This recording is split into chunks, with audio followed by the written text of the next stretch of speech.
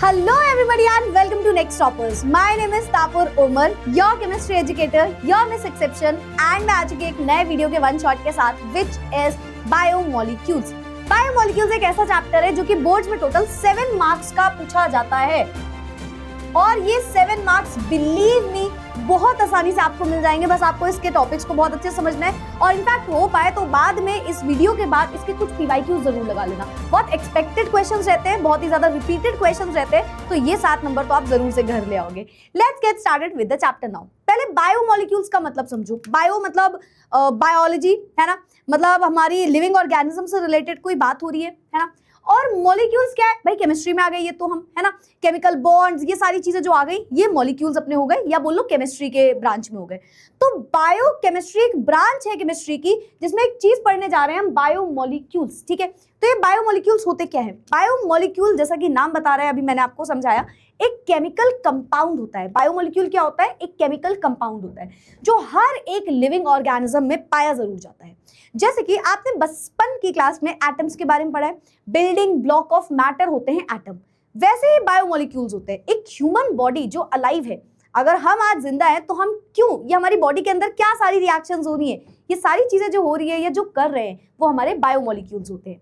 तो बायोमोलिक्यूल्स एक living organism का बिल्डिंग ब्लॉक है। जैसे कि हम बोलते हैं एटम, छोटे छोटे एटम्स मिलते हैं और एक मैटर को बनाते हैं, वैसे ही बहुत सारे छोटे छोटे बायोमोलिक्यूल्स मिलते हैं और एक लिविंग ऑर्गेनिज्म को जन्म देते हैं, वी कैन से। ठीक है, सो बायोमोलिक्यूल्स एक केमिकल कंपाउंड है जो कि लिविंग ऑर्गेनिज्म में पाया जाता है और एक लिविंग ऑर्गेनिज्म का बिल्डिंग ब्लॉक होता है ये। ठीक है, पर बायोमोलिक्यूल्स की एक डेफिनेशन भी होती है, वो क्या होती है? ये कॉम्प्लेक्स ऑर्गेनिक कंपाउंड है। मतलब जैसे NaCl, H2O, ऐसे बेसिक से कॉम्प्लेक्स और बेसिक के जो कंपाउंड है ना, ये वैसे नहीं दिखते, ये कॉम्प्लेक्स होते हैं। जैसे आपने कोऑर्डिनेशन कंपाउंड्स में पढ़ा था, है ना, तो ये भी कॉम्प्लेक्स ऑर्गेनिक कंपाउंड्स है। जैसे 5 कार्बन, 6 कार्बन, 10 कार्बन, 12 कार्बन, बहुत सारे हाइड्रोकार्बन्स वीकेन से आपस में मिलते हैं और एक बायोमोलिक्यूल्स बनाते हैं। तो ये 2, 4, 5 ग्रुप से मिलकर नहीं बने होते, ये ऐसे ऑर्गेनिक कंपाउंड्स हैं जिनमें बहुत सारे हाइड्रोकार्बन्स जुड़े होते हैं। ठीक है, जो कि एक लिविंग ऑर्गेनिज्म के लिए रिस्पॉन्सिबल होते हैं। अब लिविंग ऑर्गेनिज्म में कैसे रिस्पॉन्सिबल होते हैं? एक लिविंग ऑर्गेनिज्म की ग्रोथ, उनकी बॉडी की मेंटेनेंस, ये सारी जो चीजें हैं ये एक बायोमोलिक्यूल्स ही कर रहे होते हैं। कौन कौन से बायोमोलिक्यूल्स को हम पढ़ेंगे? हम पढ़ेंगे कार्बोहाइड्रेट्स, विटामिन्स, एंजाइम्स, है ना। ऐसे बहुत सारे बायोमोलिक्यूल्स के बारे में हम इस चैप्टर में पढ़ते हैं। चलो भाई आगे बढ़ते हैं। तो पहला बायोमोलिक्यूल जो हम पढ़ने जा रहे हैं वो है कार्बोहाइड्रेट्स। कार्बोहाइड्रेट्स होते क्या है? नाम से समझते हैं। कार्बो मतलब कार्बन, हाइड्रेट्स मतलब वाटर जो समथिंग, यस। तो कार्बोहाइड्रेट्स वो ऑर्गेनिक कंपाउंड्स हैं या वो बायोमोलिक्यूल्स हैं जिनमें कार्बन और वाटर पाया जाता है। ठीक है, वैसे मैं पहले ही बता दूं ये इसकी एक बेसिक डेफिनेशन है, आगे हम इसकी एग्जैक्ट डेफिनेशन भी समझेंगे। पर बेसिकली होता क्या है? तो कार्बोहाइड्रेट्स हम सभी को पता है कहां से आते हैं, प्लांट से आते हैं। कहते हैं कभी कोई डाइटिंग वाइटिंग करता है तो सुना है यार मैंने ना कार्ब्स ही छोड़ दिए, तो कहते हैं मैंने ना कार्बोहाइड्रेट्स एकदम छोड़ ही दिया। क्यों? क्योंकि कार्बोहाइड्रेट्स ऑलमोस्ट हर चीज में है। जैसे कि हम जो रोटी खा रहे हैं, है ना, जो हम राइस खा रहे हैं, जो हनी, बहुत सारी चीजों में कार्बोहाइड्रेट्स होते हैं। ठीक है, अब मैंने हनी बोल दिया गलती से, तो हमारी जो ये जैसे कि पोटैटोस, हर चीज में कार्बोहाइड्रेट ऑलमोस्ट होता है। कार्बोहाइड्रेट्स मेनली प्लांट्स प्रोड्यूस करते हैं और इनको आप सैकराइड्स के नाम से भी जानते हो। पर ये सैकराइड्स क्यों?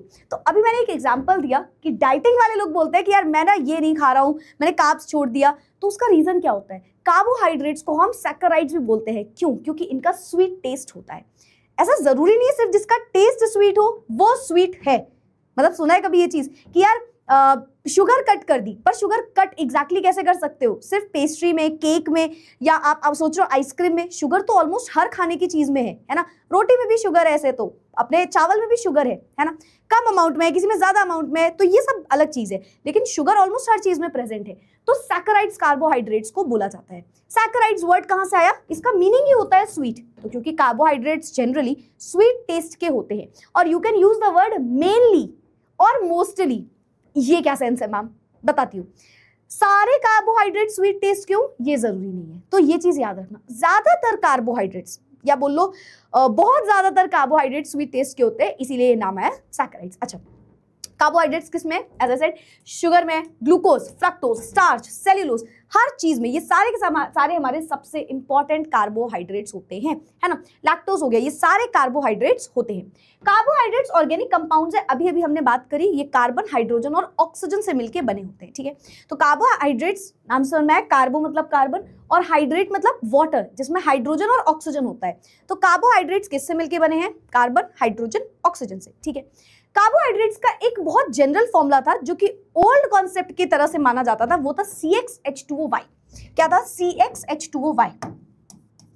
अब अगेन सारे कार्बोहाइड्रेट्स इस फॉर्मूले को फॉलो करते हैं? Answer is no. बहुत सारे करते हैं? आंसर इज यस, ठीक है। तो ये एक जनरल फॉर्मूला है जो कि ओल्ड कॉन्सेप्ट के अकॉर्डिंग है, मतलब आज के टाइम पे हम इसको पूरा 100% करेक्ट नहीं मानते। क्यों? क्योंकि ये लिमिटेड है। चलो उसको एक एग्जांपल समझाती हूँ मैं। अगर मैं बोलूँ ग्लूकोज, तो ग्लूकोज का फॉर्मूला क्या होता है? इट इज C6H12O6, है ना। This is glucose. Yes ma'am. अगर मैं इस ग्लूकोज को इस फॉर्मूले में अरेंज करूंगी तो मैं बोलूंगी सी कितने हैं मैम? H2O, Y की जगह क्या आ जाएगा? C6H2O और Y की जगह कितना आ जाएगा? 6, है ना। ये ग्लूकोज का इस जनरल फॉर्मूला के अकॉर्डिंग फॉर्मूला निकल के आएगा, है ना। C6H2O6, अगर आप इसको ओपन करोगे तो C6H12O6 निकल के आ जाएगा। यस, तो ये तो इस फॉर्मूले को फॉलो कर रहे हैं। अब एक एग्जांपल देखना, एसिटिक एसिड CH3COOH, इसको उठा लो। अब एसिटिक एसिड को जरा मैं उस जनरल फॉर्मूले में उठाती हूँ, ठीक है। तो क्या आएगा? C2H2O2, है ना, यही आएगा। यस। अब क्या CH3COOH यानी कि जो हमारा एसिटिक एसिड है, क्या वो एक कार्बोहाइड्रेट है? बिल्कुल भी नहीं। As the name suggest, it is an acid. ये एक एसिड है, this is not a carbohydrate, but still ये इस फॉर्मूले में फिट बैठ रहा है। और इसी तरीके से कुछ ऐसे भी कार्बोहाइड्रेट्स होते हैं जो इस फॉर्मूले में फिट नहीं बैठ रहे हैं, पर वो कार्बोहाइड्रेट्स हैं। तो ये फॉर्मूला बहुत ओल्ड कंसेप्ट में था, अब ये बहुत लिमिटेड माना जाता है, तो हम इस फॉर्मूले को एज सच कार्बोहाइड्रेट्स में हर जगह यूज नहीं करते। बट हाँ, एक ओल्ड कंसेप्ट था जो इसके बारे में बता रहा था और बहुत सारे कार्बोहाइड्रेट्स इसे फॉलो कर रहे थे, तो इसीलिए आपकी बुक्स में ये दिया रहता है। चलो मूविंग फॉरवर्ड, कार्बोहाइड्रेट्स की एक डेफिनेशन होती है। जैसे अभी हमने बहुत सारी बातें जानी, क्या क्या होता है कार्बोहाइड्रेट्स में, किन किन चीजों से मिले हुए हैं या कौन कौन से कार्बोहाइड्रेट हैं, पर कार्बोहाइड्रेट्स की एक एग्जैक्ट डेफिनेशन होती है। ये डेफिनेशन क्या होती है? Carbohydrates are optically active. इस डेफिनेशन में 3 कीवर्ड हैं, तीनों को बहुत अच्छे से याद रखना, ठीक है। पहला keyword, carbohydrates are number 1 optically active. ये ऑप्टिकली एक्टिव होते हैं, यानी कि आप चाहे ग्लूकोज उठा लो, फ्रक्टोज उठा लो, सुक्रोज उठा लो, गैलेक्टोज उठा लो, सेल्यूलोज उठा लो, आप लैक्टोज, कोई भी कार्बोहाइड्रेट उठा लो, दे आर ऑप्टिकली एक्टिव। पर ऑप्टिकली एक्टिव का मतलब क्या है? ऑप्टिकली एक्टिव का मतलब है ये प्लेन पोलराइज लाइट को रोटेट कर देंगे। जानते हो, एक प्लेन पोलराइज लाइट अगर इसके सोल्यूशन से पास करेगी तो ये उस लाइट को रोटेट कर देंगे, या तो लेफ्ट साइड और या तो राइट साइड, जैसे आप डेक्स्ट्रो रोटेटरी और लेवो रोटेटरी के नाम से जानते हो, ठीक है। तो कार्बोहाइड्रेट, सारे कार्बोहाइड्रेट्स ऑप्टिकली एक्टिव होते हैं, मतलब वो सारे कार्बोहाइड्रेट जो हम पढ़ने वाले हैं वो प्लेन पोलराइज लाइट को रोटेट कर देते हैं, ठीक है। जो एक ही डायरेक्शन में लाइट है, प्लेन पोलराइज लाइट आपने पढ़ा है ना। तो ये प्लेन पोलराइज लाइट को रोटेट करते हैं। मैम किस साइड? राइट साइड भी कर सकते हैं, लेफ्ट साइड भी कर सकते हैं, डिपेंडिंग ऑन कौन सा कार्बोहाइड्रेट है। तो पहला कीवर्ड है कि कार्बोहाइड्रेट्स आर ऑप्टिकली एक्टिव। दूसरा keyword, carbohydrates are optically active. Number 2 polyhydroxy. Polyhydroxy, what is polyhydroxy? Poly मतलब पॉली मतलब एक से ज्यादा, मोर देन 1, मोर देन 2, मतलब वी कैन से बहुत सारे, और हाइड्रोक्सी मतलब OH ग्रुप।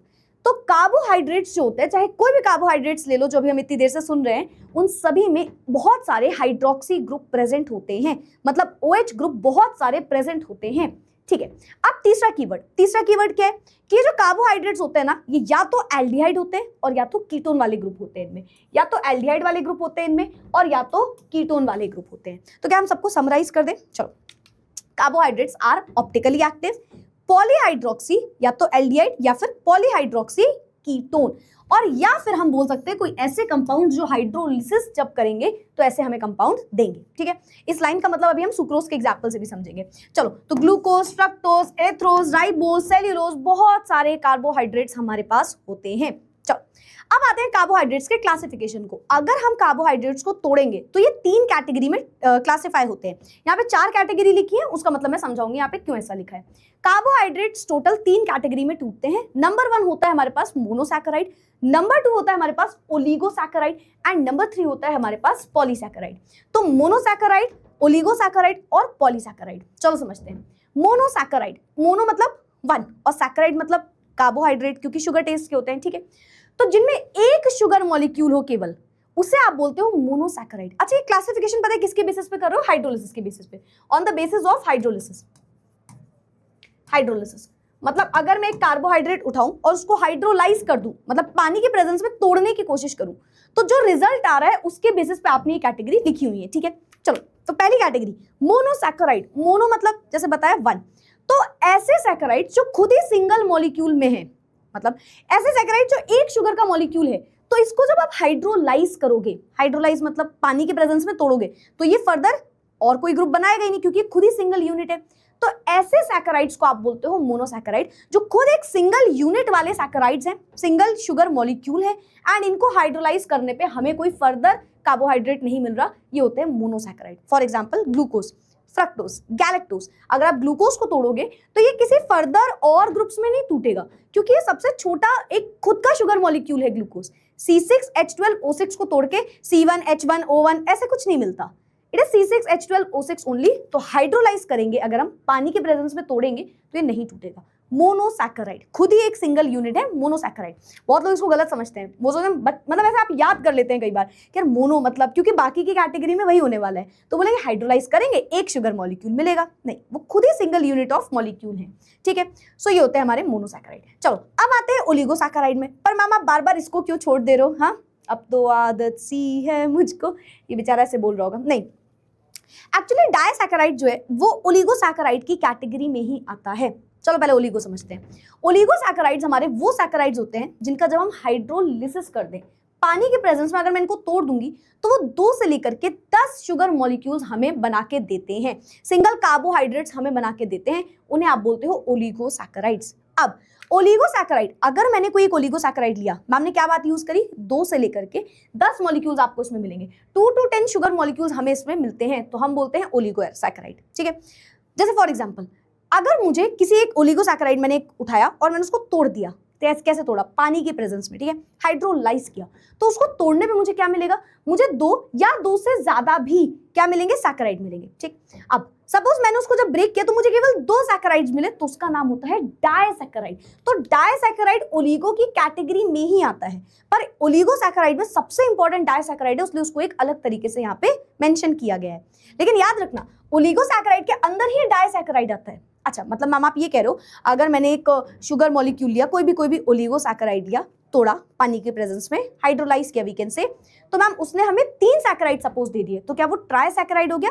यस। और अगर 4 दे दिए तो उसके बाद क्या होगा? टेट्रासैकेराइड, पेंटासैकेराइड एंड सो ऑन। तो 2 से लेकर के 10 शुगर मॉलिक्यूल जब हमें मिलते हैं हाइड्रोलाइज करने पे, तो उन्हें हम बोलते हैं क्या? उन्हें हम बोलते हैं ओलिगोसैकेराइड, ठीक है। जैसे कि for example sucrose, very important, lactose, maltose, raffinose, stachyose and so on, ये सारे के सारे हमारे ओलिगोसैकेराइड, और यहाँ पे डायसैकेराइड अलग से भी लिखे। डायसैकेराइड को अभी हम डिटेल में भी जानेंगे। पॉलीसैकेराइड, अब नाम से तो समझ में आ गया भाई। देखो 2 से 10 अगर एक ओलिगोसैकेराइड की कैटेगरी में आ रही है, तो 10 से ज्यादा मतलब मिलने चाहिए इस बार मॉलिक्यूल्स। Answer is yes. अगर 10 या 10 से बहुत ज्यादा शुगर मॉलिक्यूल्स हमें मिल रहे हैं, मतलब बहुत ज्यादा, 100, 200, 300 भी हो सकते हैं, है ना, 1000 भी हो सकते हैं, तो इन सैकेराइड्स को हम बोलते हैं polysaccharide. For example very important, starch, glycogen, cellulose, ये सारे के सारे हमारे पॉलीसैकेराइड की कैटेगरी में आते हैं। मतलब अगर मैंने इनको तोड़ा पानी की प्रेजेंस में, तो ये 1, 2, 5, 10, 15 ऐसे नहीं, मतलब 10 से बहुत ज्यादा क्या दे रहे हैं? शुगर मॉलिक्यूल्स, यूनिट्स दे रहे हैं, तो उन्हें हम बोलते हैं पॉलीसैकेराइड। स्क्रीनशॉट लेते जाइएगा जब मैं साइड हुआ करूं। चलो भाई, मूविंग फॉरवर्ड, क्लासिफिकेशन करेंगे अब हम किस बेसिस पे? एक तो बेसिस हमने कर लिया, उसी बेसिस को थोड़ा और जानते हैं। जो मैंने आपको समझाया बस यही सारी चीजें यहाँ पे लिखी हैं कि जब आप हाइड्रोलाइज करते हो इन्हें, तो आपको क्या मिलते हैं? आपको मिलते हैं बहुत सारे सैकेराइड्स, है ना। जैसे कि मोनोसैकेराइड जिनमें CHO ग्रुप है, उन्हें आप एल्डोज बोलते हो, और ऐसे मोनोसैकेराइड जिनमें कीटोन ग्रुप है, उन्हें आप कीटोज बोलते हो। उड़ गया दिमाग से? चलो वापस लेके आती हूँ। सुनो, पहले हम समझ गए कितने कार्बोहाइड्रेट्स मिल रहे हैं हाइड्रोलाइज होने पे, उन्हें हम मोनोसैकेराइड, डायसैकेराइड, ट्राइसैकेराइड, ओलिगोसैकेराइड, पॉलीसैकेराइड बोलते हैं। Yes ma'am. अब इनका भी एक नाम है। जैसे अगर हम कोई मोनोसैकेराइड ले रहे हैं, तो अभी भी हमने बोला कि या तो क्या होगा, एल्डिहाइड ग्रुप लगा होता है, या तो कीटोन ग्रुप लगा होता है। तो मोनोसैकेराइड को एक बात बोली गई, उनको बोला गया कि अगर आपको हमने सपोज मैंने बोला कि यार मैंने ना एक सैकेराइड उठाया, मोनोसैकेराइड, और उसमें एल्डिहाइड लगाया, तो आज से उसका एक नाम होगा, उसका नाम हो गया एल्डोहेक्सोस। एल्डोहेक्सोस मतलब मैम देखो एल्डो मतलब एल्डिहाइड और हेक्सोस मतलब 6 कार्बन, मैंने अभी बता दिया, ठीक है। पेंटोस भी हो सकता है, कुछ भी हो सकता है। तो अगर एल्डिहाइड ग्रुप लगा है तो वो एल्डो हेक्सोस हो जाएंगे, मतलब एल्डोसिस वर्ड आपको लगाना होता है। क्या लगाना था? एल्डोस। जैसे मैंने क्या बोला? एल्डो हेक्सोस, देखो बोला था एल्डो हेक्सोस, ग्लूकोज के लिए मैं बोल रही थी, ठीक है। अब इस बात को सुन लो, नंबर ऑफ कार्बन कितने हैं उसके बेसिस पे हम एल्डिहाइड और कीटोन को भी कर सकते हैं। भाई हो सकता है वो एल्डिहाइड हो सकता है वो कीटोन हो, इसमें तो कंफ्यूज नहीं हो। कार्बोहाइड्रेट के डेफिनेशन में ही बोल दिया, एल्डिहाइड भी हो सकता है, कीटोन भी हो सकता है। तो अगर एल्डिहाइड लगा है और 3 कार्बन है तो एल्डोट्रायोस, अगर कीटोन लगा है और 3 कार्बन है कीटोट्रायोस। और मैंने जो आपको भी आंसर दिया था, वो क्वेश्चन जो नाम बोला था वो पता है किसका था? ग्लूकोज का। ग्लूकोज एक एल्डोहेक्सोस होता है, खैर अभी हम बहुत डिटेल में भी इसको जानेंगे। एल्डोहेक्सोस होता है, वही फ्रक्टोज जो होता है वो कीटोहेक्सोस होता है। तो अभी हम इस पे खैर आएंगे, बट फिलहाल ये एल्डो और कीटो का मीनिंग समझ लो। एल्डिहाइड लगा है अगर किसी कार्बोहाइड्रेट में, और जितने कार्बन वाले कार्बन के साथ लगे हुए हैं उन्हें आप बोलते हो एल्डो ग्रुप, और जिसमें कीटोन लगा है उसे आप बोलते हो कीटो ग्रुप। तो इस बेसिस पे बहुत सारे ग्रुप्स आ जाते हैं, ठीक है। अब मोनोसैकेराइड मैंने आपको बताया, जैसे कि ग्लूकोज, फ्रक्टोज, गैलेक्टोज, ये सब होते हैं, ठीक है। अगर आप इनमें देखो glucose, fructose, they are C6H12O6। Glucose का भी यही फॉर्मूला है एंड फ्रक्टोज का भी यही फॉर्मूला है, ठीक है। तो मैम इन दोनों में कोई डिफरेंस नहीं है क्या? एक डिफरेंस तो मैंने आपको थोड़ा थोड़ा हिंट में बता दिया, वैसे हम इसके बारे में और भी आगे बात करेंगे, तो अभी उसके डिफरेंस को कंफ्यूज मत लेना, डिफरेंस से कंफ्यूज मत होना। चलो सेकंड कैटेगरी है ओलिगोसैकेराइड। अब ओलिगोसैकेराइड का एक सबसे फेमस एग्जांपल होता है सुक्रोज। सुक्रोज को आप तोड़ते हो तो आपको ग्लूकोज प्लस फ्रक्टोज बना के देता है, ठीक है। अगर मैंने एक C6H12O6 को सॉरी सुक्रोज उठाना है, C12H22O11 को उठाया और मैंने इसको पानी के प्रेजेंस में ब्रेक डाउन कर दिया, है ना, थोड़ा सा एसिड के साथ, ठीक है। तो ये क्या बनाएगा? C6H12O6 प्लस C6H12O6, ठीक, यानी कि बना देगा ग्लूकोज और फ्रक्टोज, ठीक। तो अगर आप इसको तोड़ते हो तो ये आपको ग्लूकोज और फ्रक्टोज बना के देता है। आप माल्टोज को भी ब्रेक कर सकते हो, यही फॉर्मूला माल्टोज का होता है। माल्टोज को लेकिन तोड़ने पे ग्लूकोज और फ्रक्टोज नहीं मिलते हैं, माल्टोज को ब्रेक करने पे 2 ग्लूकोज के ही मॉलिक्यूल मिलते हैं, ठीक है। तो इस हाइड्रोलाइज इस ग्रुप को आप क्या बोलोगे? डायसैकेराइड। डायसैकेराइड ये ओलिगो के डायसैकेराइड की कैटेगरी में आ रहा है। क्यों? क्योंकि ये 2 मोनोसैकेराइड बना के दे रहा है, ठीक है। सो अगर हाइड्रोलाइज करने पे 2 से 10 मोनोसैकेराइड मिलते हैं तो हम ओलिगो बोलते हैं। इनको आप बोलोगे कि फर्दर क्लासिफाई करेंगे डायसैकेराइड, ट्राइसैकेराइड एंड सो ऑन, ठीक है।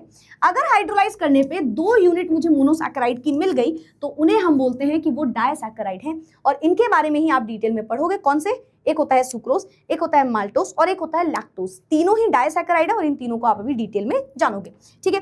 मॉलिक्यूलर फॉर्मूले की बात करूं, तीनों का मॉलिक्यूलर फॉर्मूला सेम है, C6H12O6, पर तीनों डिफरेंट है। क्यों? क्योंकि हाइड्रोलाइज करने पे डिफरेंट डिफरेंट मॉलिक्यूल्स मिल रहे हैं, 2 ही ग्रुप्स मिलेंगे पर वो डिफरेंट डिफरेंट मिल रहे हैं, ठीक है। तो ये होते हैं हमारे ओलिगोसैकेराइड में डायसैकेराइड, ठीक है। आगे बढ़ते हैं। ट्राइसैकेराइड समझ गए, 3 या 3 मॉलिक्यूल्स ऑफ शुगर हमें बना के देंगे। लास्ट आता है पॉलीसैकेराइड। पॉली का मतलब क्या समझते हो? बहुत सारे सैकेराइड ग्रुप जिसमें मिले होंगे मैम, वो हमारे पॉलीसैकेराइड होते हैं, ठीक है, एकदम सही बात। जैसे मैं एक एग्जांपल बोलूं आपको, स्टार्च को तोड़ोगे तो n नंबर ऑफ ग्लूकोज मिलेगा, है ना। अगर आप स्टार्च को हाइड्रोलाइज करोगे, है ना, तो n नंबर ऑफ ग्लूकोज आपको देखने को मिलते हैं। बहुत सारे ग्लूकोज के मॉलिक्यूल्स आपको देखने को मिलते हैं, मतलब ये 10 से बहुत ज्यादा होते हैं, तो इसीलिए इसका नाम रख दिया गया स्टार्च। तो अगर आप हाइड्रोलाइज करोगे large number of monosaccharide molecule को तो उसे आप बोलते हो वो है हमारा पॉलीसैकेराइड, ठीक है। जो मैंने अभी आपको बताया C6H10O5 अगर आप उठाओगे, है ना, n, तो आपको क्या मिलेगा? आपको मिलेंगे n नंबर ऑफ ग्लूकोज, बहुत सारे आपको ग्लूकोज मिल जाएंगे हाइड्रोलाइज करने पे। तो ये होते हैं हमारे पॉलीसैकेराइड। अब दूसरा क्लासिफिकेशन है on the basis of their physical property. मतलब जैसे अभी हमने बोला कि हमारे जो कार्बोहाइड्रेट्स होते हैं वो स्वीट टेस्ट के होते हैं, पर क्या सारे होते हैं? Answer is no. तो उसके बेसिस पे 2 टाइप के कार्बोहाइड्रेट्स होते हैं, एक शुगर्स और एक नॉन शुगर्स, ठीक है।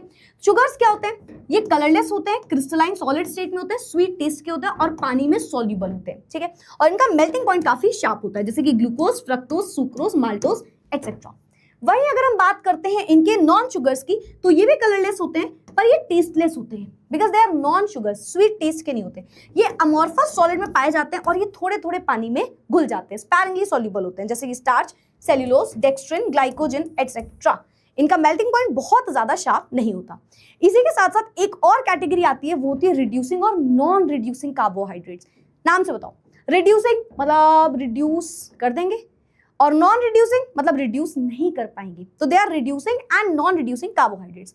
ऐसे कार्बोहाइड्रेट्स जो किसी माइल्ड ऑक्सीडाइजिंग एजेंट को रिड्यूस कर देंगे। माइल्ड ऑक्सीडाइजिंग एजेंट कौन कौन से हमने पढ़े? दो ऑक्सीडाइजिंग एजेंट बड़े फेमस होते हैं, एक होता है टॉलेंस रिएजेंट और एक होता है फेलिंग सोल्यूशन। अगर तुमने बोल दिया कि तुम्हें ये नहीं याद है, तुम इतना पिटोगे ना बेटा। याद रखना, ये बोल मत देना कि आपको ये वाली बात नहीं याद है। आई होप सो आपने ये चीज याद रखी होगी। हमने ये दोनों टेस्ट डिस्टिंग्विश करे हुए हैं पहले के चैप्टर्स में, ठीक है। तो दो टाइप के हमारे पास ऑक्सीडाइजिंग एजेंट होते हैं, एक टॉलेंस रिएजेंट और एक फेलिंग सोल्यूशन, है ना। अगर हमारा कोई कार्बोहाइड्रेट, इन दोनों को, ये दोनों माइल्ड ऑक्सीडाइजिंग एजेंट होते हैं, ठीक है। अच्छा, इन दोनों में से एक और वीक ऑक्सीडाइजिंग एजेंट होता है। चैट बॉक्स कमेंट सेक्शन में जरूर बताना, ठीक है। आज तक इतिहास गवाह है, मैंने एक बार में कमेंट को चैट बॉक्स नहीं बोला, सॉरी, एक बार में कमेंट को कमेंट नहीं बोला, हमेशा चैट बॉक्स मेरे मुंह से निकलता है पहले, ठीक है। सो इन शॉर्ट कमेंट सेक्शन में बताना जरूर कि टॉलेंस रिएजेंट और फेलिंग सोल्यूशन, इन दोनों में से भी एक वीक ऑक्सीडाइजिंग एजेंट है। दोनों वीक हैं, पर इन दोनों में से एक और भी ज्यादा वीक है इसके कंपैरिजन में, पहले के कंपैरिजन में। वो कौन सा है, टॉलेंस या फेलिंग? ठीक है, चलो फिलहाल यहाँ पे आते हैं। दोनों माइल्ड ऑक्सीडाइजिंग एजेंट हैं, तो हमारे जो कार्बोहाइड्रेट्स हैं, अगर उन्होंने रिड्यूस कर दिया किसी एक टॉलेंस रिएजेंट या फेलिंग सोल्यूशन, दोनों में से किसी को भी, तो उन्हें आप बोलते हो वो है रिड्यूसिंग शुगर्स। वहीं अगर हमारे कोई कार्बोहाइड्रेट रिड्यूस नहीं कर पाए इन्हें, तो उन्हें हम नाम रख देते हैं नॉन रिड्यूसिंग शुगर्स, ठीक है। तो carbohydrates which reduce Tollens reagent and Fehling solution, उन्हें हम बोलते हैं रिड्यूसिंग कार्बोहाइड्रेट्स। जैसे कि एग्जांपल के लिए ग्लूकोज हो सकता है, fructose, ribose, maltose, lactose etcetera. They have free reducing group such as aldehydic और कीटोन ग्रुप। मतलब आपसे कोई बोले इन्होंने रिड्यूस क्यों किया होगा, तो आप बोलोगे क्योंकि उनके पास जो एल्डिहाइड और कीटोन ग्रुप है ना, वो फ्री फॉर्म में है, तो इसीलिए उसने ये काम किया। On the other hand non reducing carbohydrates जो है ये रिड्यूस नहीं करते हैं इन दोनों को, है ना। जैसे कि एग्जांपल के लिए हमारे पास sucrose, starch, cellulose etcetera, they do not have free reducing group. उनके पास फ्री रिड्यूसिंग ग्रुप नहीं होता है, और हमारे पास जो ऊपर वाले ग्रुप्स हैं उनके पास फ्री रिड्यूसिंग ग्रुप प्रेजेंट होता है। कौन सा फ्री रिड्यूसिंग मैम? एल्डिहाइड या कीटोन, जो भी उससे लगा हुआ है, अगर वो फ्री है मतलब उसका कार्बन किसी अपने ही फॉर्म में, अभी आप पढ़ोगे किस तरीके से वो फ्री होता है और नहीं होता है, तो अगर कार्बन किसी बॉन्ड में नहीं इंक्लूडेड है ना, वो एकदम फ्री फॉर्म में है, तो उसे आप बोल रहे हो कि वो रिड्यूसिंग है। और अगर वो बिजी है, वो कार्बन अपने क्या कहते हैं, जो भी मॉलिक्यूल है या जो भी उसका फॉर्मूला है उसी में बिजी है, वो कहीं ना कहीं कुछ ना कुछ इधर उधर लेन देन कर रहा है इलेक्ट्रॉन की, तो उस टाइम पे आप उसको बोलते हो इट इज नॉट फ्री। तो इस टाइप के हमारे पास रिड्यूसिंग और नॉन रिड्यूसिंग शुगर्स होते हैं। मूविंग फॉरवर्ड, कुछ इंपॉर्टेंट मोनोसैकेराइड्स जैसे कि ग्लूकोज, वो कहाँ से आते हैं, ठीक है। तो ग्लूकोज हमारे पास फ्री स्टेट में पाया जाता है और कंबाइंड स्टेट में भी पाया जा सकता है। ये स्वीट फ्रूट्स में पाया जाता है, हनी वगैरह में पाया जाता है ना। बहुत सारे, मैंने आई गेस हनी बोला, फिर मैंने बोला नहीं बोला, जो भी बोला, तो हनी में भी होता है, कार्बोहाइड्रेट होता है, कौन सा? ग्लूकोज वाला, ठीक है। राइप ग्रेप्स होते हैं, कंटेन 20% ग्लूकोज, है ना। ग्लूकोज अगर हम एक बात करें तो ऑर्गेनिक कंपाउंड में सबसे सबसे सबसे ज्यादा पाए जाने वाला कंपाउंड है, यानी कि मोस्ट अबेंडेंट ऑर्गेनिक कंपाउंड है पूरे के पूरे अर्थ में। अर्थ में सबसे ज्यादा अगर मैं आपसे पूछूं कि कौन सा ऑर्गेनिक कंपाउंड पाया जाता है, तो आंसर है ग्लूकोज, ठीक है। अब तो ग्लूकोज ये बनता कैसे है? ग्लूकोज का बहुत सारे तरीके हैं, जैसे आपने एक दो तो अभी पढ़ लिए। पहला तरीका था कि अगर हमने सुक्रोज लिया, उसको तोड़ा, तो उसने क्या बनाया था? ग्लूकोज प्लस फ्रक्टोज बना दिया था। हमने माल्टोज लिया था, उसने 2 ग्लूकोज बना दिए थे, है ना। अगर आप इनमें से कोई भी एग्जाम्पल उठा लो, है ना, आपने वही सेम एग्जाम्पल लिया, केन शुगर उठा लिया, ठीक है। केन शुगर को उठाया और वही सेम कहानी, वाटर में थोड़ा सा H+ एसिड डाल दिया, ठीक है। तो यहाँ पे क्या बनेगा? ग्लूकोज प्लस फ्रक्टोज बन जाता है। वही वाला एग्जांपल जो आपने अभी भी सुक्रोज का जाना था। स्टार्च से बना सकते हो, जैसे कि मैंने आपको बताया है, अगर आप n टाइम्स उठा के वाटर डाल दोगे तो यहाँ पे ये ग्लूकोज बन जाएगा, जो हमने एग्जांपल अभी स्टार्च का देखा था। बहुत ज्यादा अमाउंट में बनाना है तो आप स्टार्च से बना लोगे, और अगर आपको नॉर्मल बनाना है तो आप केन शुगर यानी कि सुक्रोज से बना लोगे। मूविंग फॉरवर्ड, इसकी फिजिकल प्रॉपर्टी क्या होती है, मतलब ये ग्लूकोज कैसा होता है? तो अभी हमने देखा ग्लूकोज जो है एक व्हाइट क्रिस्टलाइन सॉलिड की तरह पाया जाता है। इसका मेल्टिंग 419 केल्विन होता है। हम सभी को पता है ग्लूकोज का थोड़ा सा स्वीट टेस्ट होता है और ये पानी में घुल जाता है और स्पैरिंगली सॉल्युबल होता है अल्कोहल में, और ये ऑप्टिकली एक्टिव होता है। हम कोई जरूरत नहीं थी बताने की, कार्बोहाइड्रेट है, ऑप्टिकली एक्टिव तो हो गई, है ना। प्लेन पोलराइज लाइट को राइट और लेफ्ट रोटेट कर सकता है। एक्चुअली में जो ग्लूकोज होता है ना हमारा, वो राइट साइड डेक्स्ट्रो रोटेटरी होता है। ये प्लेन पोलराइज लाइट को राइट साइड रोटेट करने में हेल्प करता है। केमिकल प्रॉपर्टीज, बहुत सारी केमिकल प्रॉपर्टीज हैं, ठीक है, चलो बताते हैं। ग्लूकोज में एल्डिहाइड ग्रुप होगा, 5 OH ग्रुप होंगे, 6 कार्बन की एक स्ट्रेट चेन लगी होगी, 5 में से एक OH ग्रुप होगा जो प्राइमरी ग्रुप होगा, CH2OH के फॉर्म में लगा होगा, 4 OH सेकेंडरी फॉर्म में होंगे और ग्लूकोज जो है वो रिएक्शन शो करेगा बहुत सारी OH और CHO वाली। इसका स्ट्रक्चर कुछ इस तरीके से होता है। दिमाग के ऊपर से गया ना, चलो एक एक करके समझते हैं। स्ट्रक्चर ऑफ ग्लूकोज हेडिंग लगाइए। ग्लूकोज का स्ट्रक्चर कैसा होता है? हमने मान लिया 6 कार्बन 12 हाइड्रोजन और 6 ऑक्सीजन इसमें प्रेजेंट होते हैं। पर ये किस तरीके से जुड़े होते हैं भाई? इतने सारे ग्रुप्स हैं, 6 कार्बन 12 हाइड्रोजन 6 ऑक्सीजन, तो ये कैसे लगे होंगे? एक स्ट्रेट चेन होगी, साइक्लिक चेन होगी, क्या कैसे क्या लगा होगा? तो यहां से आते हैं ग्लूकोज के स्ट्रक्चर्स। मैं बता दूं स्टार्टिंग में कि ग्लूकोज के आपको 3 स्ट्रक्चर्स पढ़ने हैं, ठीक है? फिशर स्ट्रक्चर पढ़ोगे आप साइक्लिक स्ट्रक्चर पढ़ोगे और हेवॉर्थ स्ट्रक्चर पढ़ोगे।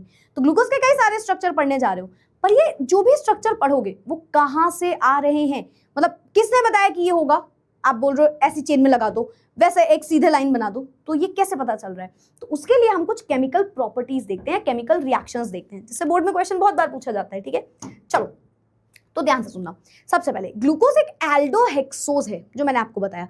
मतलब ग्लूकोज में एल्डिहाइड होता है और 6 कार्बन होते हैं, एल्डोहेक्सोज होता है, ठीक है? डेक्सट्रोज जो मैंने आपको बताया डेक्स्ट्रो रोटेटरी होता है ना? मोनोमर होता है बहुत सारे कार्बोहाइड्रेट। अभी आपने जितने भी एग्जांपल देखे सबको तोड़ने में ग्लूकोज मिल रहा था, चाहे आपने सुक्रोज देखा हो, लैक्टोज देखा हो, आपने क्या बोलते हैं उसको, स्टार्च देखा हो, सबको ब्रेक करने पे ग्लूकोज मिल रहा है। मतलब ग्लूकोज बहुत ज्यादा पाया जाता है और लार्ज अमाउंट ऑफ जो बहुत ज्यादा बड़े बड़े कार्बोहाइड्रेट्स हैं उनको हाइड्रोलाइज करने पे भी हमें ग्लूकोज मिलता है ना? जैसा हमने बताया बहुत ज्यादा एबेंडेंट होता है, अर्थ में सबसे ज्यादा पाया जाता है। और कुछ एविडेंस थे जो हमें प्रूव करते हैं कि जो हमारा ग्लूकोज है ना वो किस स्ट्रक्चर का है, ठीक है? तो पहला सबसे पहले ग्लूकोज का फॉर्मूला तो भाई ये होता है, ठीक है? तो कोई खास एविडेंस नहीं है, पता है। दूसरा एविडेंस, हमने ग्लूकोज को लिया और उसमें हाइड्रोजन आयोडाइड डाल दिया और उसको हीट कर दिया, ठीक है? इससे क्या होगा? मान लो मैंने ग्लूकोज को उठाया, मैंने बोला CHO CH2OH होल 4 CH2OH, मैंने इसको उठा लिया। ये ग्लूकोज है, देखो 6 कार्बन है ना? 5 OH ग्रुप लगे होंगे, मतलब किस तरीके से लगेंगे अभी हम जानेंगे। ये हमारा एक फॉर्मूला है, ठीक है, ग्लूकोज का। अगर मैंने इसको उठाया और उसमें हाइड्रोजन आयोडाइड डाल दिया और हीट कर दिया, पहले तो हाइड्रोजन आयोडाइड करता क्या है? वो एक रिड्यूसिंग एजेंट होता है, ठीक है? तो एक्चुअली में इसको क्या करना है? इसका रिडक्शन कर देना है इस फॉर्मूले का, ठीक है? ये रिडक्शन करता है और इसके रिडक्शन के बाद ये कार्बन कार्बन की एक स्ट्रेट चेन का हेक्सेन बना देता है।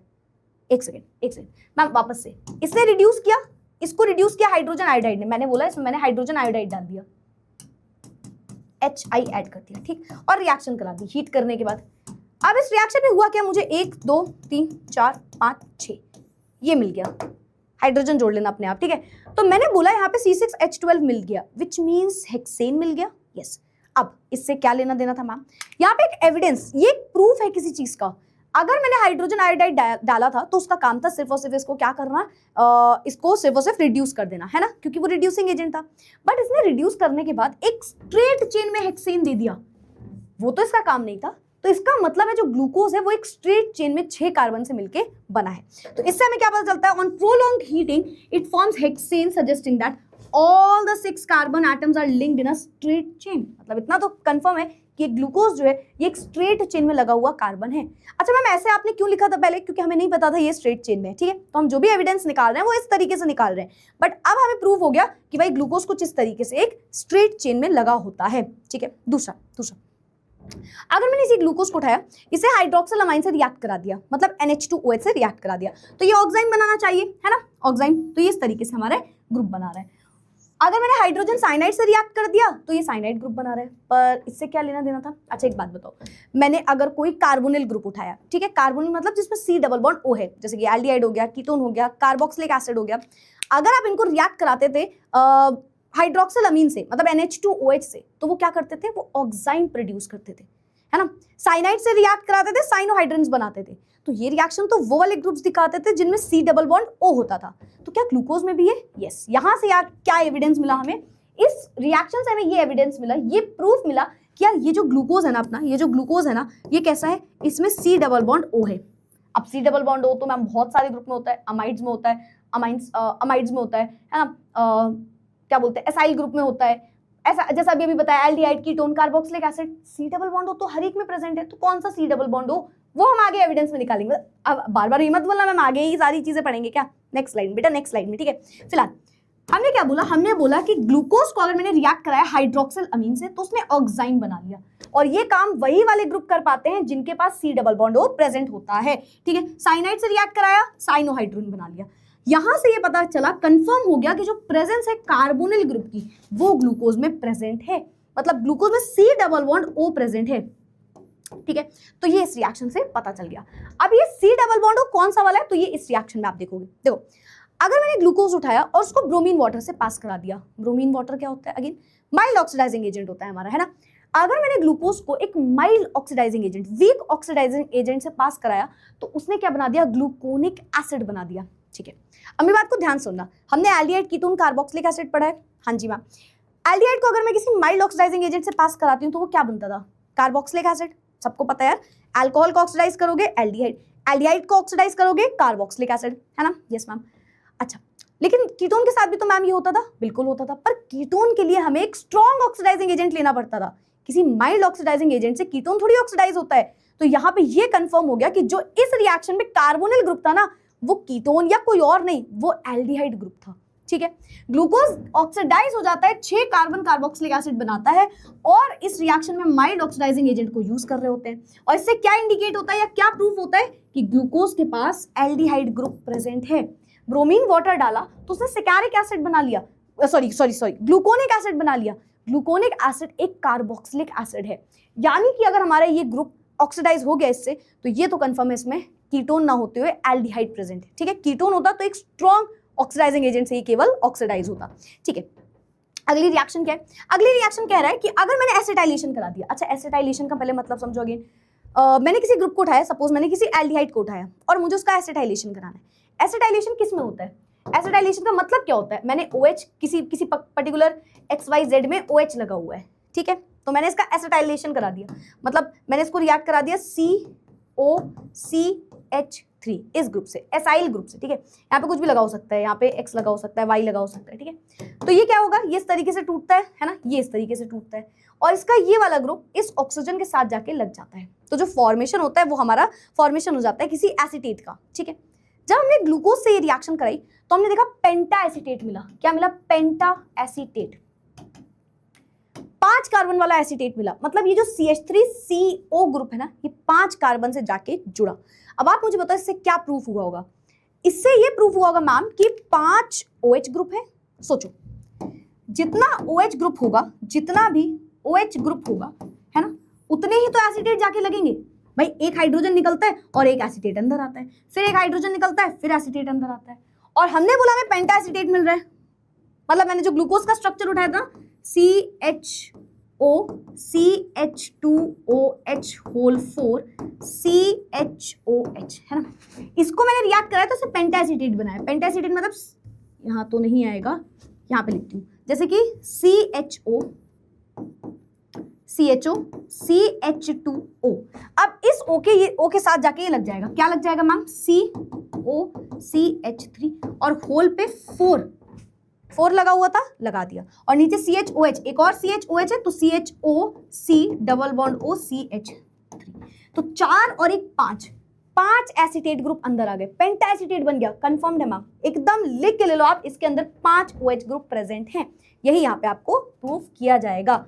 चल भाई देखते हैं क्या लिखा है। एसिटाइलेशन जब ग्लूकोज का किया है ना, एसिटिक एनहाइड्राइड के साथ, तो उसने ग्लूकोज पेंटा एसीटेट दे दिया, है ना। इसने कंफर्म कर दिया कि 5 OH ग्रुप प्रेजेंट हैं, है ना। Since it exist as a stable group, 5 OH group should be attached to different carbon atom. ये स्टेबल ग्रुप निकल के आया, मतलब कि 5 OH ग्रुप उससे लगे हुए हैं।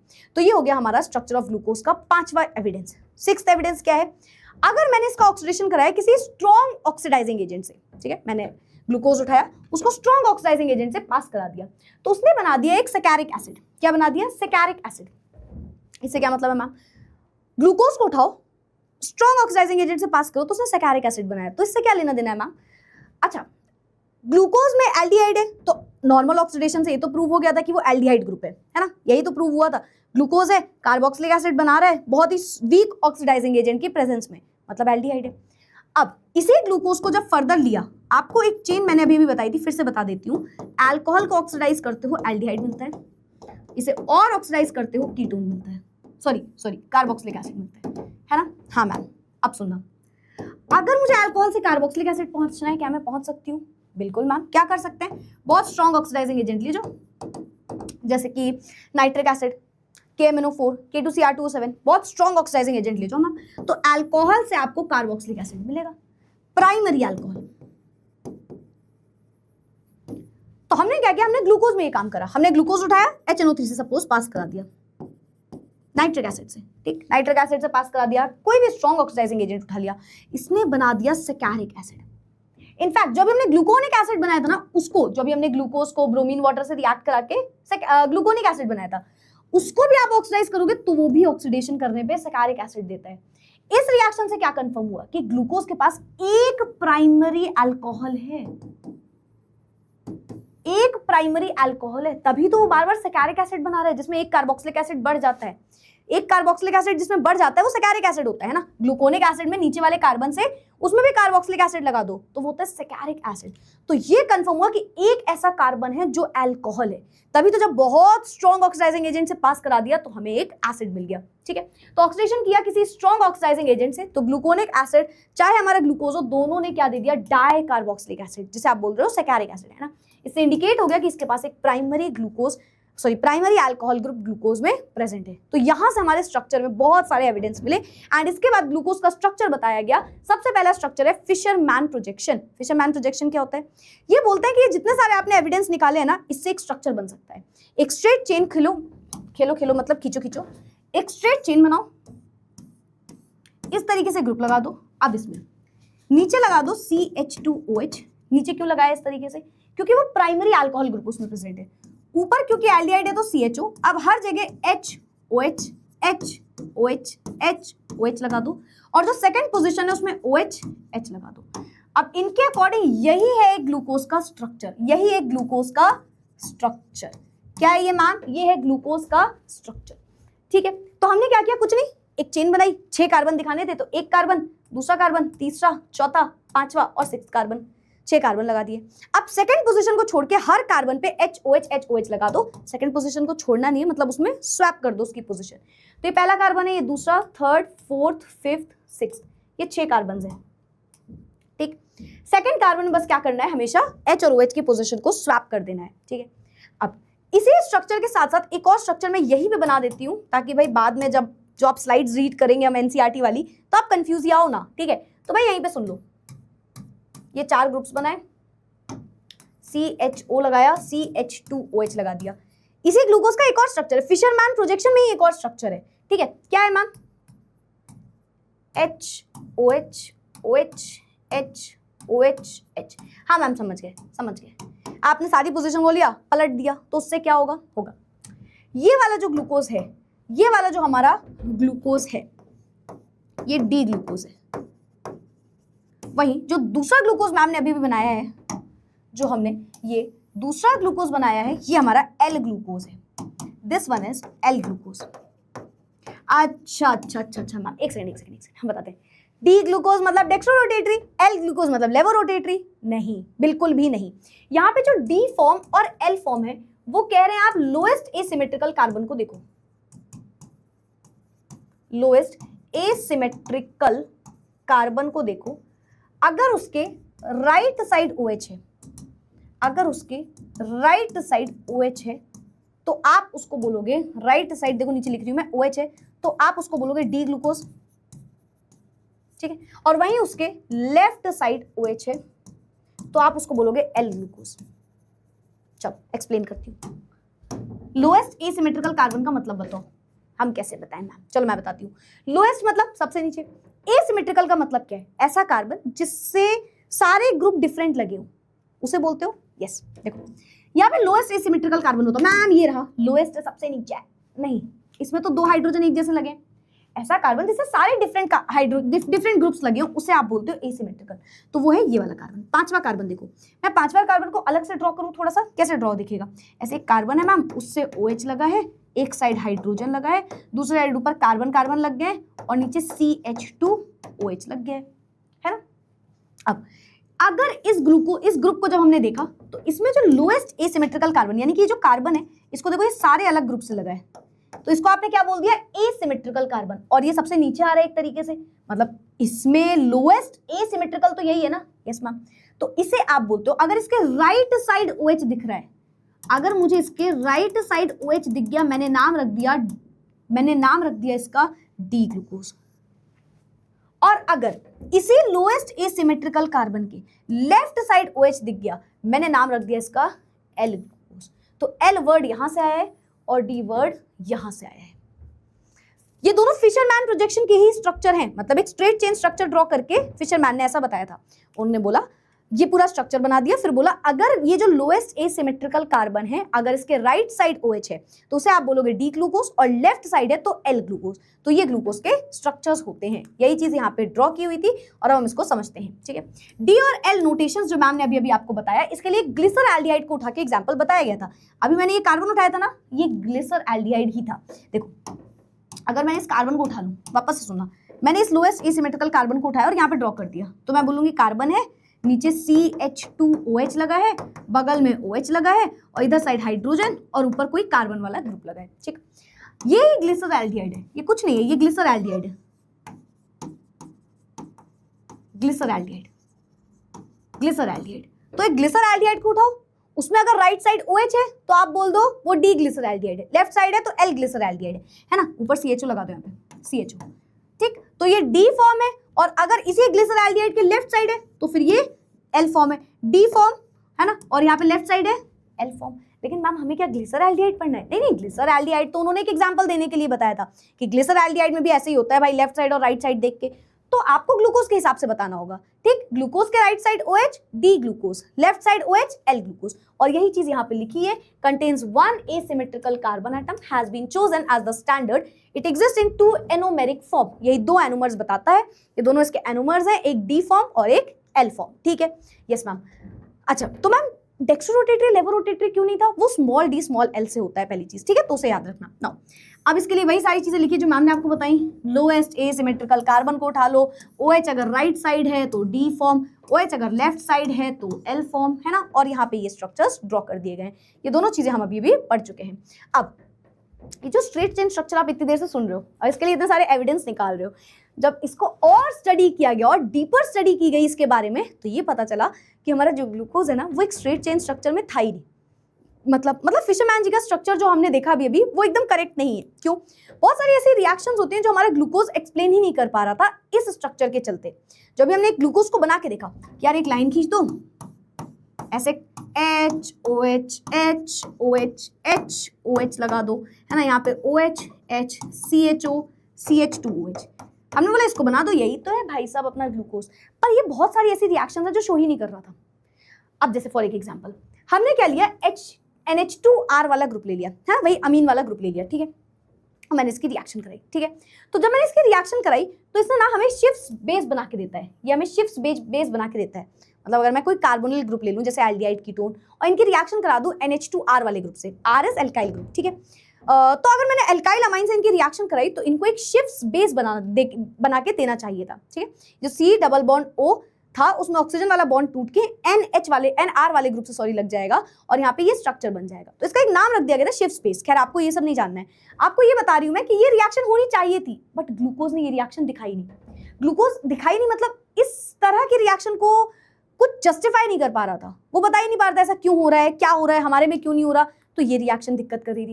अब अगर मैं इसी की रिएक्शन HSO3 के साथ करा दूं, है ना, सोडियम HSO3 बल्कि NaHSO3, ठीक है, तो NaHSO3 के साथ भी ये रिएक्शन जो है, इसको जो फॉर्म करना था वैसा कुछ हमारा ग्लूकोज अगेन प्रूव नहीं कर पा रहा था। ठीक है, कुछ ऐसी रिएक्शन जैसे ऑक्साइम वगैरह बनाना, कुछ ऐसी रिएक्शन थी जो ग्लूकोज शो कर रहा था और हमारा स्ट्रक्चर नहीं शो कर रहा था। मतलब कुछ तो दिक्कत आती है इस स्ट्रक्चर में। ठीक है, CHO ग्रुप प्रेजेंट है पर फिर भी ये रिएक्ट नहीं कर रहा था इनके साथ, जो हमने बोला शिफ्ट बेस नहीं बना रहा है, मतलब बल्कि कार्बोनिल ग्रुप्स बनाते हैं बट ये नहीं बना पा रहा। ठीक है, इसके अलावा ग्लूकोज 2 स्टीरियो आइसोमेरिक फॉर्म में पाए गए।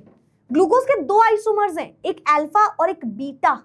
ये क्या है, हमने तो पढ़ा ही नहीं, हमने तो डी और एल फॉर्म पढ़ा एनोमर्स वाले। तो ये क्या है मैम, तो समझाती हूँ मैं। देखो अभी हम स्ट्रक्चर समझेंगे। एक होता है अल्फा ग्लूकोज, एक होता है बीटा ग्लूकोज। ठीक है, तो जो अल्फा फॉर्म है ग्लूकोज का, उसका मेल्टिंग पॉइंट 419 केल्विन होता है। ठीक है, ये कहां से पाया जाता है, जब हम क्रिस्टलाइज करा देते हैं कॉन्सेंट्रेटेड ग्लूकोज सोल्यूशन को 303 केल्विन में, तो हमें एक एक ग्रुप मिलता है जो कि होता है हमारा अल्फा ग्लूकोज, ये 419 केल्विन का होता है। वहीं जब हम एक दूसरा ग्लूकोज उठाते हैं, अभी भले ही आप ये बोल लो कि मैम तब तो उन्होंने बताया ही नहीं होगा ना अल्फा बीटा, तो आप बोल सकते हो ठीक है, पर अभी हमने ग्लूकोज उठाया और इस बार क्या किया, इसका मेल्टिंग पॉइंट चेक किया तो 423 केल्विन आ रहे हैं, थोड़ा सा मेल्टिंग पॉइंट बढ़ रहा है इसका। क्यों? ये ऑब्टेन कहां से किया गया होगा? ये ऑब्टेन किया था crystalline hot and saturated aqueous solution of glucose, जिसे 371 केल्विन पे यू कैन से हीट किया गया था। ठीक, तो मतलब ग्लूकोज के दो, आप बोल रहे हो मैम आइसोमर निकल के आ रहे हैं, मतलब कैसे? हमने दो अलग अलग ग्लूकोज को लिया, एक को हमने लिया, उसको क्या किया, उसे ऑब्टेन किया क्रिस्टलाइन कॉन्सेंट्रेटेड ग्लूकोज के सोल्यूशन से, और दूसरे चीज को हमने फॉर्म कहां से ऑब्टेन किया, crystalline hot and saturated aqueous solution से। तो हमें दो अलग टाइप के ग्लूकोज मिले, एक मिला जिसका मेल्टिंग पॉइंट 417 केल्विन है, 419 के आसपास, 17-19 के आसपास, ठीक है ये, और दूसरे के जो मेल्टिंग पॉइंट निकल के आ रहा है वो आ रहा है 423 केल्विन के आसपास। तो दोनों के मेल्टिंग पॉइंट में डिफरेंस है, ये सब हो क्या रहा है, ये क्या हुआ होगा? तो एक्चुअली में यहाँ पे बोला गया दो ग्लूकोज है, मतलब दो फॉर्म है ग्लूकोज के, आइसोमर है, एक अल्फा ग्लूकोज होता है, एक बीटा ग्लूकोज होता है। ठीक है, अभी हम जानेंगे उसके बारे में। लास्ट पॉइंट, ग्लूकोज जो है वो रिएक्ट करता है हाइड्रोक्सिलअमीन से, पेंटाएसिटेट ऑफ ग्लूकोज, पर डज नॉट रिएक्ट हाइड्रोक्सिलअमीन, यानी कि क्या लिखा है, glucose reacts with hydroxylamine, whereas pentacetate of glucose does not react with hydroxylamine. Glucose तो रिएक्ट कर रहा है, पर जो उसका पेंटाएसिटेट मिल रहा था, पेंटाएसिटेट इससे रिएक्शन ही नहीं दिखा रहा था। CHO group is absent in glucose pentaacetate, मतलब जो आपने एसिटेट बनाया था उसमें तो CHO ग्रुप है ही नहीं, आप ये बताना चाह रहे हो। तो बहुत सारी ऐसी मिस्टीरियस चीजें रह गई थी जिसकी वजह से बोला गया कि ग्लूकोज का एक साइक्लिक स्ट्रक्चर भी होता है। अब ये साइक्लिक स्ट्रक्चर कैसे बनता है, देखो कुछ नहीं करना है, सिंपल से पहले ग्लूकोज बना लो, ठीक, जो अभी आपने बनाया था HOH HOH HOH OH H, ठीक है। अब इसमें जो लोएस्ट एसिमेट्रिकल वाला कार्बन था उसके ऑक्सीजन को उठाओ।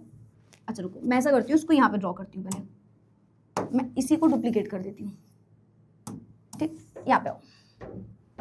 हाँ, अब यहाँ पे देखना, मैंने क्या बोला, मैंने बोला कि अगर मैंने इसको देखा और इसके इस कार्बन में जो ऑक्सीजन लगा है, इसके हाइड्रोजन को हटाओ, ऑक्सीजन को हटाओ, ठीक, और इस CHO को थोड़ा अलग तरीके से ड्रॉ कर दूं। कैसे यार, CHO को मैं ऐसे लिख सकती हूँ, CHO, यही तो है CHO क्या है, यही तो है भाई। CHO का मतलब क्या समझते हो, कार्बन हाइड्रोजन सिंगल बॉन्ड से और कार्बन ऑक्सीजन डबल बॉन्ड से, यही तो होता है CHO। यस मैम, तो ये वाला जो ऑक्सीजन था इसको यहां से जोड़ दूं, इसको यहां पे ले आओ, ठीक। अच्छा मैम, हमको बेवकूफ बना रहे हो आप, हाँ, कार्बन के 5 बॉन्ड बना दिए, सही बात है यार, बिल्कुल बेवकूफ नहीं बना सकता हमारे बच्चों को, वो पहले से ही मतलब नहीं बना सकते हम उनको, है ना। तो ठीक है, तो ये भाई CHO का सिंगल बॉन्ड हो गया। अच्छा ठीक है, फिर से मैम, फिर से बेवकूफ बना रहे हो आप हमको, हाँ, हम नहीं बनेंगे, क्योंकि हम पहले मतलब क्योंकि यहाँ पे मैम ऑक्सीजन है, चलो हम बाकी बात तो समझ गए। अब आप बोल रहे हो ऑक्सीजन ने केवल एक बॉन्ड बनाया है, वो तो दूसरा बॉन्ड बनाता है। और मैम फिर भी एक और बात, यहाँ पे हाइड्रोजन कहाँ गया, यहाँ पे OH था, O को तो आपने जोड़ दिया, H कहाँ गया, तो बिल्कुल आप बिल्कुल बेवकूफ नहीं बन पाओगे, कांग्रेचुलेशंस, यहाँ पे आ जाएगा वो हाइड्रोजन। और ये है इसका साइक्लिक स्ट्रक्चर, ये फिशरमैन प्रोजेक्शन और ये साइक्लिक स्ट्रक्चर। अब जैसे कंफ्यूजन है उसको वापस से सुनना वो बच्चे, देखो साइक्लिक स्ट्रक्चर क्या कहता है कि इसमें जो कार्बोनिल ग्रुप है ना वो फ्री नहीं है। अभी तक आपने जो रिएक्शंस नहीं कर रहे थे ग्लूकोज, या नहीं शो कर रहे थे, नहीं बता पा रहे थे, वो इसी वजह से हो रहा था, वहां कार्बोनिल ग्रुप फ्री बैठा हुआ था। लेकिन इसमें कार्बोनिल ग्रुप को फ्री नहीं रखना है, कार्बन इस ऑक्सीजन से भी बॉन्ड बना रहा है। क्यों मैम? क्योंकि इसके पास लोन पेयर ऑफ इलेक्ट्रॉन है, और हम सभी को पता है कार्बन ऑक्सीजन में oxygen partial negative, carbon partial positive होता है। तो ये जो लोन पेयर थे इसके, ये जाके यहाँ पे अटैक करेंगे, और ये कुछ इस तरीके से एक स्ट्रक्चर बन के आ जाएगा, ठीक है। मैम एक सेकेंड, अभी आपने एक बनाया था डी ग्लूकोज, एक बनाया था एल ग्लूकोज, तो क्या उसका उल्टा भी हो सकता है? बिल्कुल हो सकता है। आप एल ग्लूकोज को उठा लेते तो इस साइड से वो चेंज आती हुई दिख रही होती, ठीक है।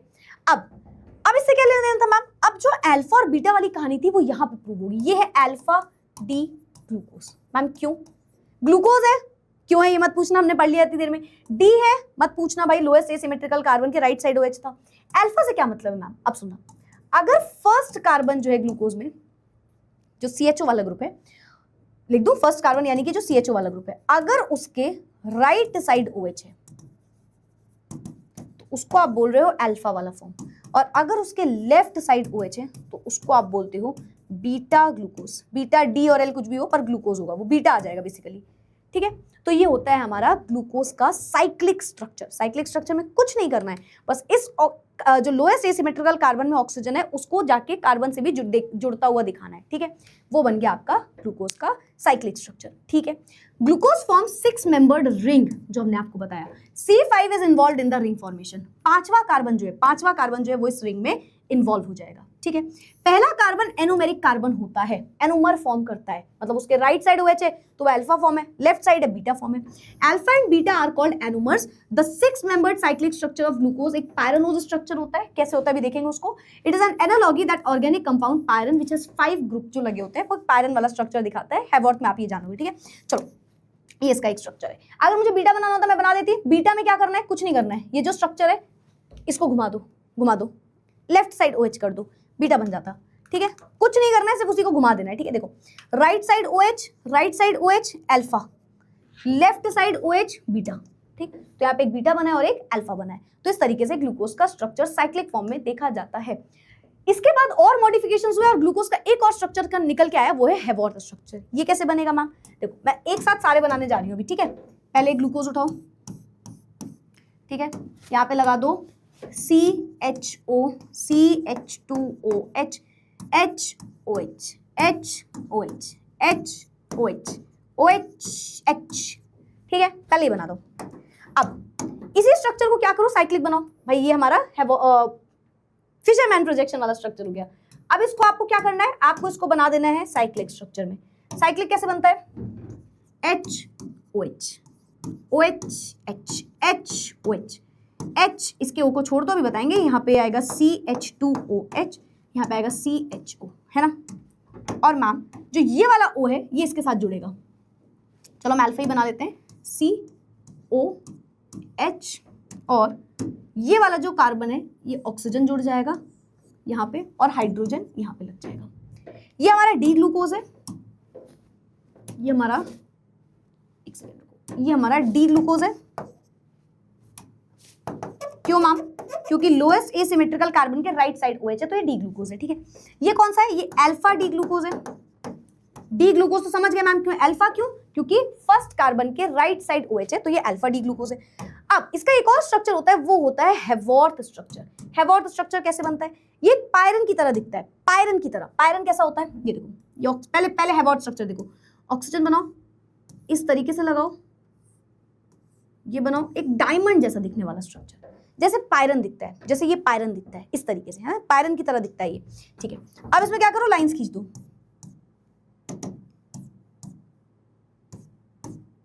ठीक। अब डिफिकल्टी आएगी किसको कहां लगाए, तो साइक्लिक स्ट्रक्चर को देख के इसको बनाना होता है। देखो साइक्लिक स्ट्रक्चर को देखो। अब साइक्लिक में जहां जहां जो राइट साइड वाली चीजें उसको लोअर पोजीशन दे दो। मैंने इसकी ट्रिक पहले भी बताई हुई है, राइट लो। साइक्लिक स्ट्रक्चर में क्या करो, राइट लो, राइट लो, मतलब जो साइक्लिक स्ट्रक्चर में राइट में चीजें उसको लोअर पोजीशन दे दो। मतलब देखो, पहले कार्बन में OH है, ये पहला कार्बन है, ये दूसरा कार्बन है, थर्ड, फोर्थ, फिफ्थ कार्बन, ठीक है। इस तरीके से पहले कार्बन के राइट साइड OH है मैम, लिख दो, है ना। फिर यहाँ पे फिर से मैम OH है, लिख दो।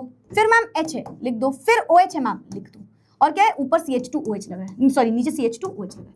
मतलब जो चीजें राइट साइड मुझे दिखी मैंने उसको नीचे पोजीशन दे दी, और जो लेफ्ट साइड है उसको ऊपर। मतलब अब देखो ऊपर क्या पोजीशन देनी है तो याद भी नहीं करना यार। OH के साथ H लगा होगा, OH के साथ H, H के साथ OH, OH के साथ H, CH2OH के साथ H, बन गया हमारा structure. This is the Haworth structure. नाम क्या है इसका? नाम सुनना, नाम भी मस्त है इसका, मस्त एकदम। इसका नाम है alpha D glucopyranose. Alpha D glucose pyranose. Alpha क्यों? क्योंकि देखो फर्स्ट कार्बन के नीचे OH है। एक सेकंड मैम, ये थोड़ी अल्फा होता है, अल्फा तो होता है फर्स्ट कार्बन के राइट साइड, पर राइट लो, राइट साइड वाली चीजें तो नीचे आ जाती है ना। तो फर्स्ट कार्बन के राइट साइड में OH है तो अल्फा, है ना, यानी कि हैवॉर्थ में नीचे OH है तो अल्फा, ठीक है। डी क्यों? वही सेम कहानी मैम, ये वाली, ठीक है। और ग्लूकोज क्यों? अरे यार वो तो पता ही है। पर पायरनोज क्यों? क्योंकि पायरन की तरह दिखता है, जैसे एक पायरन होता है ना, जैसे एक पायरन होता है ना, ये उसके जैसा दिखता है, तो इसीलिए पायरोनोज। तो ये हमारे सारे के सारे ग्लूकोज के स्ट्रक्चर हैं। फिशरमैन प्रोजेक्शन, यहाँ पे आ गया साइक्लिक स्ट्रक्चर, यहाँ पे आ गया हैवॉर्थ स्ट्रक्चर। अब इसी के सेम तरीके से आप अपनी कॉपी में बीटा डी ग्लूकोज फॉर्म करके देखना या बीटा एल ग्लूकोज फॉर्म करके देखना, ठीक है। क्या हो जाएगा, सारी चीजें पलट जाएंगी, सारी चीजें रिवर्स हो जाएंगी, बस इसकी सारी चीजें जो नीचे लोअर पोजीशन है वो अपर पोजीशन में चली जाएंगी, ठीक है। तो इस तरीके से ग्लूकोज के स्ट्रक्चर्स होते हैं। अगर आपको देखना हो तो आप यहाँ पे बीटा डी ग्लूकोज देख सकते हो। क्या फर्क है, देखो OH ऊपर चला गया, इसमें H ऊपर चला गया, सारी चीजें बस ऑपोजिट हो जाएंगी, है ना। तो इस तरीके से हमारी ग्लूकोज का स्ट्रक्चर होता है। बताओ भाई, क्या आपको ये सारी चीजें समझ में आ रही है? अगर आपको समझ में आ जाए ना तो क्लास के एंड में, वीडियो के एंड में, कमेंट सेक्शन में, चैट बॉक्स नहीं बोलूंगी इस बार, क्लियर जरूर लिख देना, क्योंकि आप इस टॉपिक को क्लियर करने नहीं आए हो। हमने बोला वन शॉट हम ऐसे पढ़ेंगे जैसे सब कुछ कवर कर ले जाएं, है ना। तो क्लियर करने आए हो तो अच्छे से, आई होप सो क्लियर हो गया होगा। तो इस तरीके से ग्लूकोज के हमारे स्ट्रक्चर्स होते हैं। Moving forward with fructose. Fructose क्या होता है, C6H12O6। अरे ये तो ग्लूकोज की तरह हो गया मैम, तो बिल्कुल ग्लूकोज की तरह ही होता है, बट बहुत सारे डिफरेंसेस होते हैं इसमें। जैसे कि फॉर्मूला तो सेम है पर ये ग्लूकोज नहीं है। क्यों? क्योंकि इसमें एल्डिहाइड नहीं है, इसमें कीटोन ग्रुप है। क्या आप कभी एल्डिहाइड और कीटोन को एक ही चीज बोल सकते हो? सोचो, क्या आप कभी इमेजिन कर सकते हो जहां एल्डिहाइड लिखा है हम तो कीटोन बोल देंगे एल्डिहाइड को? नहीं, आपके तो मार्क्स कट जाएंगे। तो मार्क्स कटने का रीजन नहीं है, रीजन है कि वो दोनों बहुत अलग ग्रुप्स हैं। सिमिलरली आपका ग्लूकोज और फ्रक्टोज जो हम यहाँ पे देख रहे हैं ना बना के, ये देखने में तो सेम है पर ये दोनों बहुत ज्यादा डिफरेंट है आपस में, ठीक है। फ्रक्टोज हनी में पाया जाता है, स्वीट फ्रूट्स में पाया जाता है। मॉलिक्यूलर फॉर्मूला तो ग्लूकोज की तरह है पर इसमें हेक्सोज ग्रुप में कीटो ग्रुप लगा है, कीटोन लगा है, और इसीलिए हमने इसको बोल दिया कीटो हेक्सोज। अच्छा, इसका स्ट्रेट चेन स्ट्रक्चर कुछ इस तरीके से देखने को मिलेगा, है ना। चाहो तो ड्रॉ कर लो। अच्छा, ड्रॉ करते टाइम एक चीज ध्यान रखना, ये देखो ऐसे ग्लूकोज बनाते हैं पर फ्रक्टोज ऐसे नहीं बनेगा। फ्रक्टोज कुछ अलग तरीके से बनेगा। कार्बन यहाँ पे डबल बॉन्ड से लगा है ऑक्सीजन, और इसके नीचे लगा है CH2OH, है ना। फिर बाकी तो सब सेम है, OH H H OH, sorry OH OH ही लगेगा सब में, है ना, HOH HOH, ठीक है। पर ये जो कार्बोनिल ग्रुप है, अब हम ग्लूकोज में क्या कर रहे थे, ग्लूकोज में ये C था एक तरीके, सपोज ऐसे था, है ना, इसमें C था HO, पर ये हम कीटोन में नहीं कर सकते। आप सोच रहे हम CO लगा दो केवल, नहीं, कीटोन में नहीं कर सकते, और कभी करना भी मत।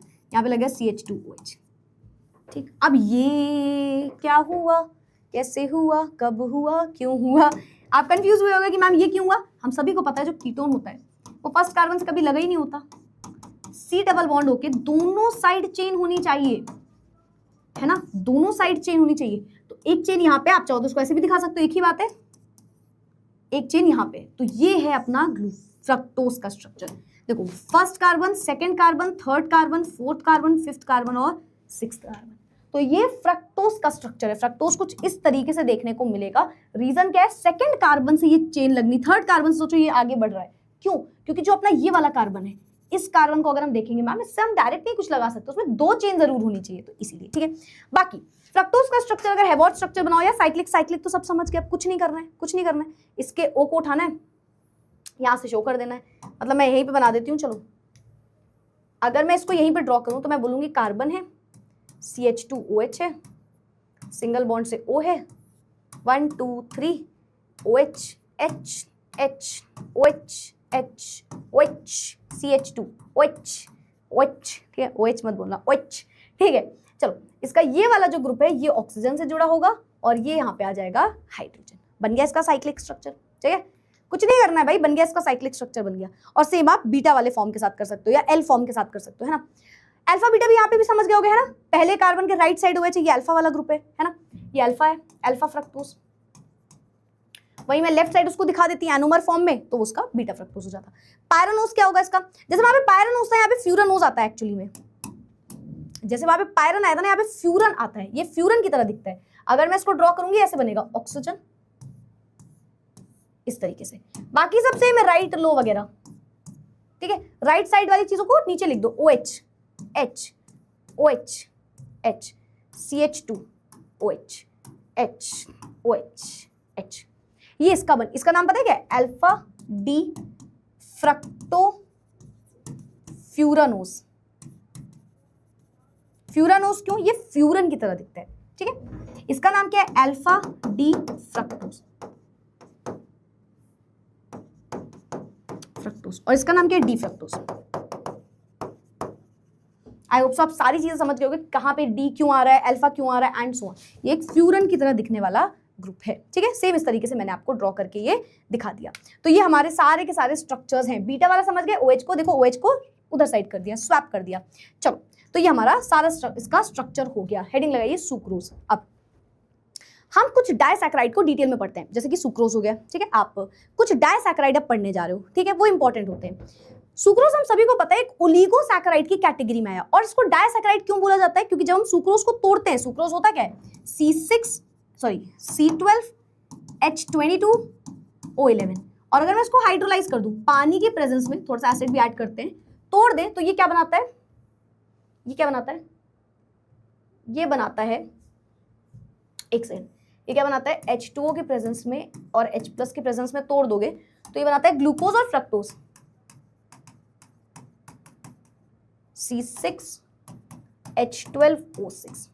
क्या बना रहा है भाई साहब? हमारा ग्लूकोज और फ्रक्टोज बना रहा है। तो यानी कि ये ओलिगोसैकेराइड्स है जो 2 या 2 से ज्यादा, ओलिगोसैकेराइड सभी को पता है क्या होते हैं ना, तो ये ऐसा ओलिगोसैकेराइड है जो डाइसैकेराइड के कैटेगरी में आएगा। क्यों? क्योंकि जब मैम ने हाइड्रोलाइज किया इसको तो इसने क्या किया? ग्लूकोज और फ्रक्टोज बना दिया, ग्लूकोज और फ्रक्टोज बना दिया, यानी कि 2 मोनोसैकेराइड बना दिए, तो ये डाइसैकेराइड है, ठीक है।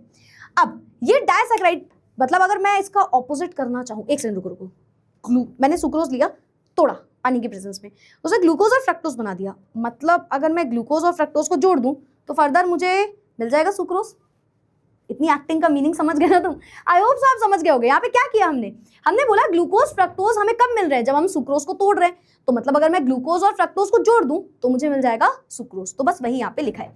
अगर मैं एक ग्लूकोज का मॉलिक्यूल उठा लूं और एक फ्रक्टोज का मॉलिक्यूल उठा लूं, ठीक है, अल्फा डी ग्लूकोज उठा लिया और बीटा डी फ्रक्टोज उठा लिया, ठीक है, ठीक है, और इन दोनों को मैंने जोड़ दिया, तो ये एक बॉन्ड से जुड़ेंगे। ये किससे जुड़ेंगे? एक बॉन्ड से जुड़ेंगे, यानी कि इसका जो H है इसके O के साथ रिएक्ट कर जाएगा। OH H OH लगे हुए हैं, तो यहाँ पे हाइड्रोजन और इस तरीके से आके जुड़ गए ऑक्सीजन से, और ये जिस बॉन्ड से जुड़ते हैं उसका नाम होता है ग्लाइकोसिडिक बॉन्ड। आप 3 टाइप के बॉन्ड पढ़ोगे, तीनों टाइप के बॉन्ड से आपको बहुत कंफ्यूज करने की कोशिश करते हैं बोर्ड में, ठीक है, तो याद रखना, है ना। आप अभी पॉलीपेप्टाइड पेप्टाइड बॉन्ड पढ़ोगे, यहाँ पे आपने ग्लाइकोसिडिक बॉन्ड पढ़ लिया, और आप एक और बॉन्ड पढ़ोगे, ठीक है। 3 टाइप के बॉन्ड। ग्लाइकोसिडिक बॉन्ड किसमें है? जब ग्लूकोज आपस में मिलते हैं या ग्लूकोज फ्रक्टोज आपस में मिलते हैं, ऐसा कोई ग्रुप जुड़ता है तो ग्लाइकोसिडिक बॉन्ड से जुड़ता है, ठीक है।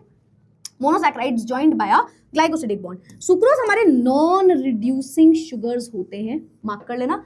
सुक्रोज नॉन रिड्यूसिंग शुगर्स होते हैं। इसके बाद आप माल्टोज पढ़ोगे, आप इसके बाद लैक्टोज पढ़ोगे, दोनों ही रिड्यूसिंग शुगर होते हैं, पर वहीं ग्लूकोज की जब बात करोगे तो वो नॉन रिड्यूसिंग शुगर्स होते हैं। सुक्रोज ऑन हाइड्रोलिसिस क्या देते हैं हमें? इक्विमोलर मिक्सचर देते हैं डी ग्लूकोज और डी फ्रक्टोज का, ठीक है। इक्विमोलर मिक्सचर मतलब 50% आपको ग्लूकोज मिलेगा, 50% फ्रक्टोज मिलेगा। अब सुक्रोज डेक्स्ट्रो रोटेटरी होते हैं, मतलब ये प्लेन पोलराइज लाइट को राइट साइड रोटेट करते हैं।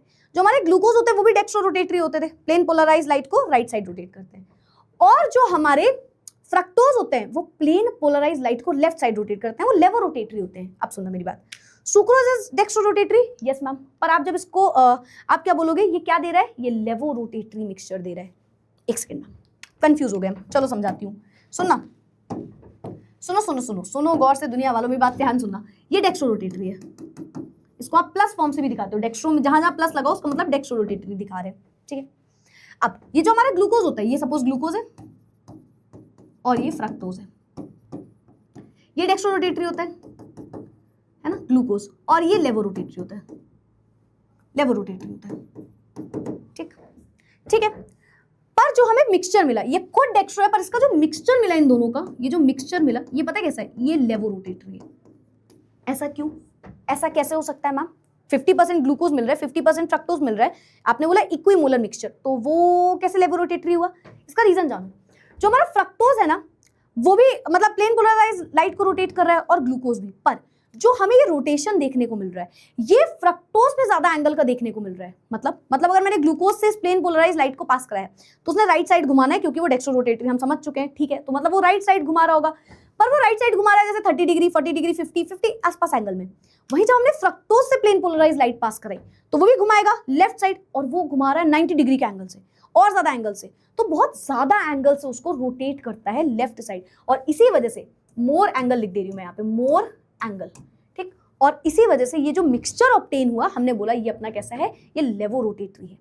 अब सुक्रोज खुद डेक्स्ट्रो रोटेटरी था, और मिक्सचर में हम समझ गए कि लेवो रोटेटरी है, तो यहाँ पे ये पूरा इन्वर्ट हो गया, मतलब आपने उल्टा कर दिया, हालात बदल दिए, जज्बात बदल दिए, डेक्स्ट्रो रोटेटरी को लेवो रोटेटरी में बदल दिया। तो ये कैसे? तो क्या इसका कोई नाम होगा स्पेसिफिक? इसको हम बोलते हैं इन्वर्ट शुगर। हमारा जो सुक्रोज होता है वो एक इन्वर्ट शुगर है भाई।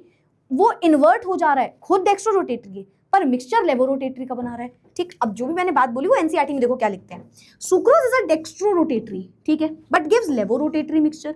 क्यों? मैम ने रीजन बताया, ज्यादा एंगल है वहां पे। आप इसको हाइड्रोलाइज करोगे तो ये लेवो रोटेटरी बनाता है ना।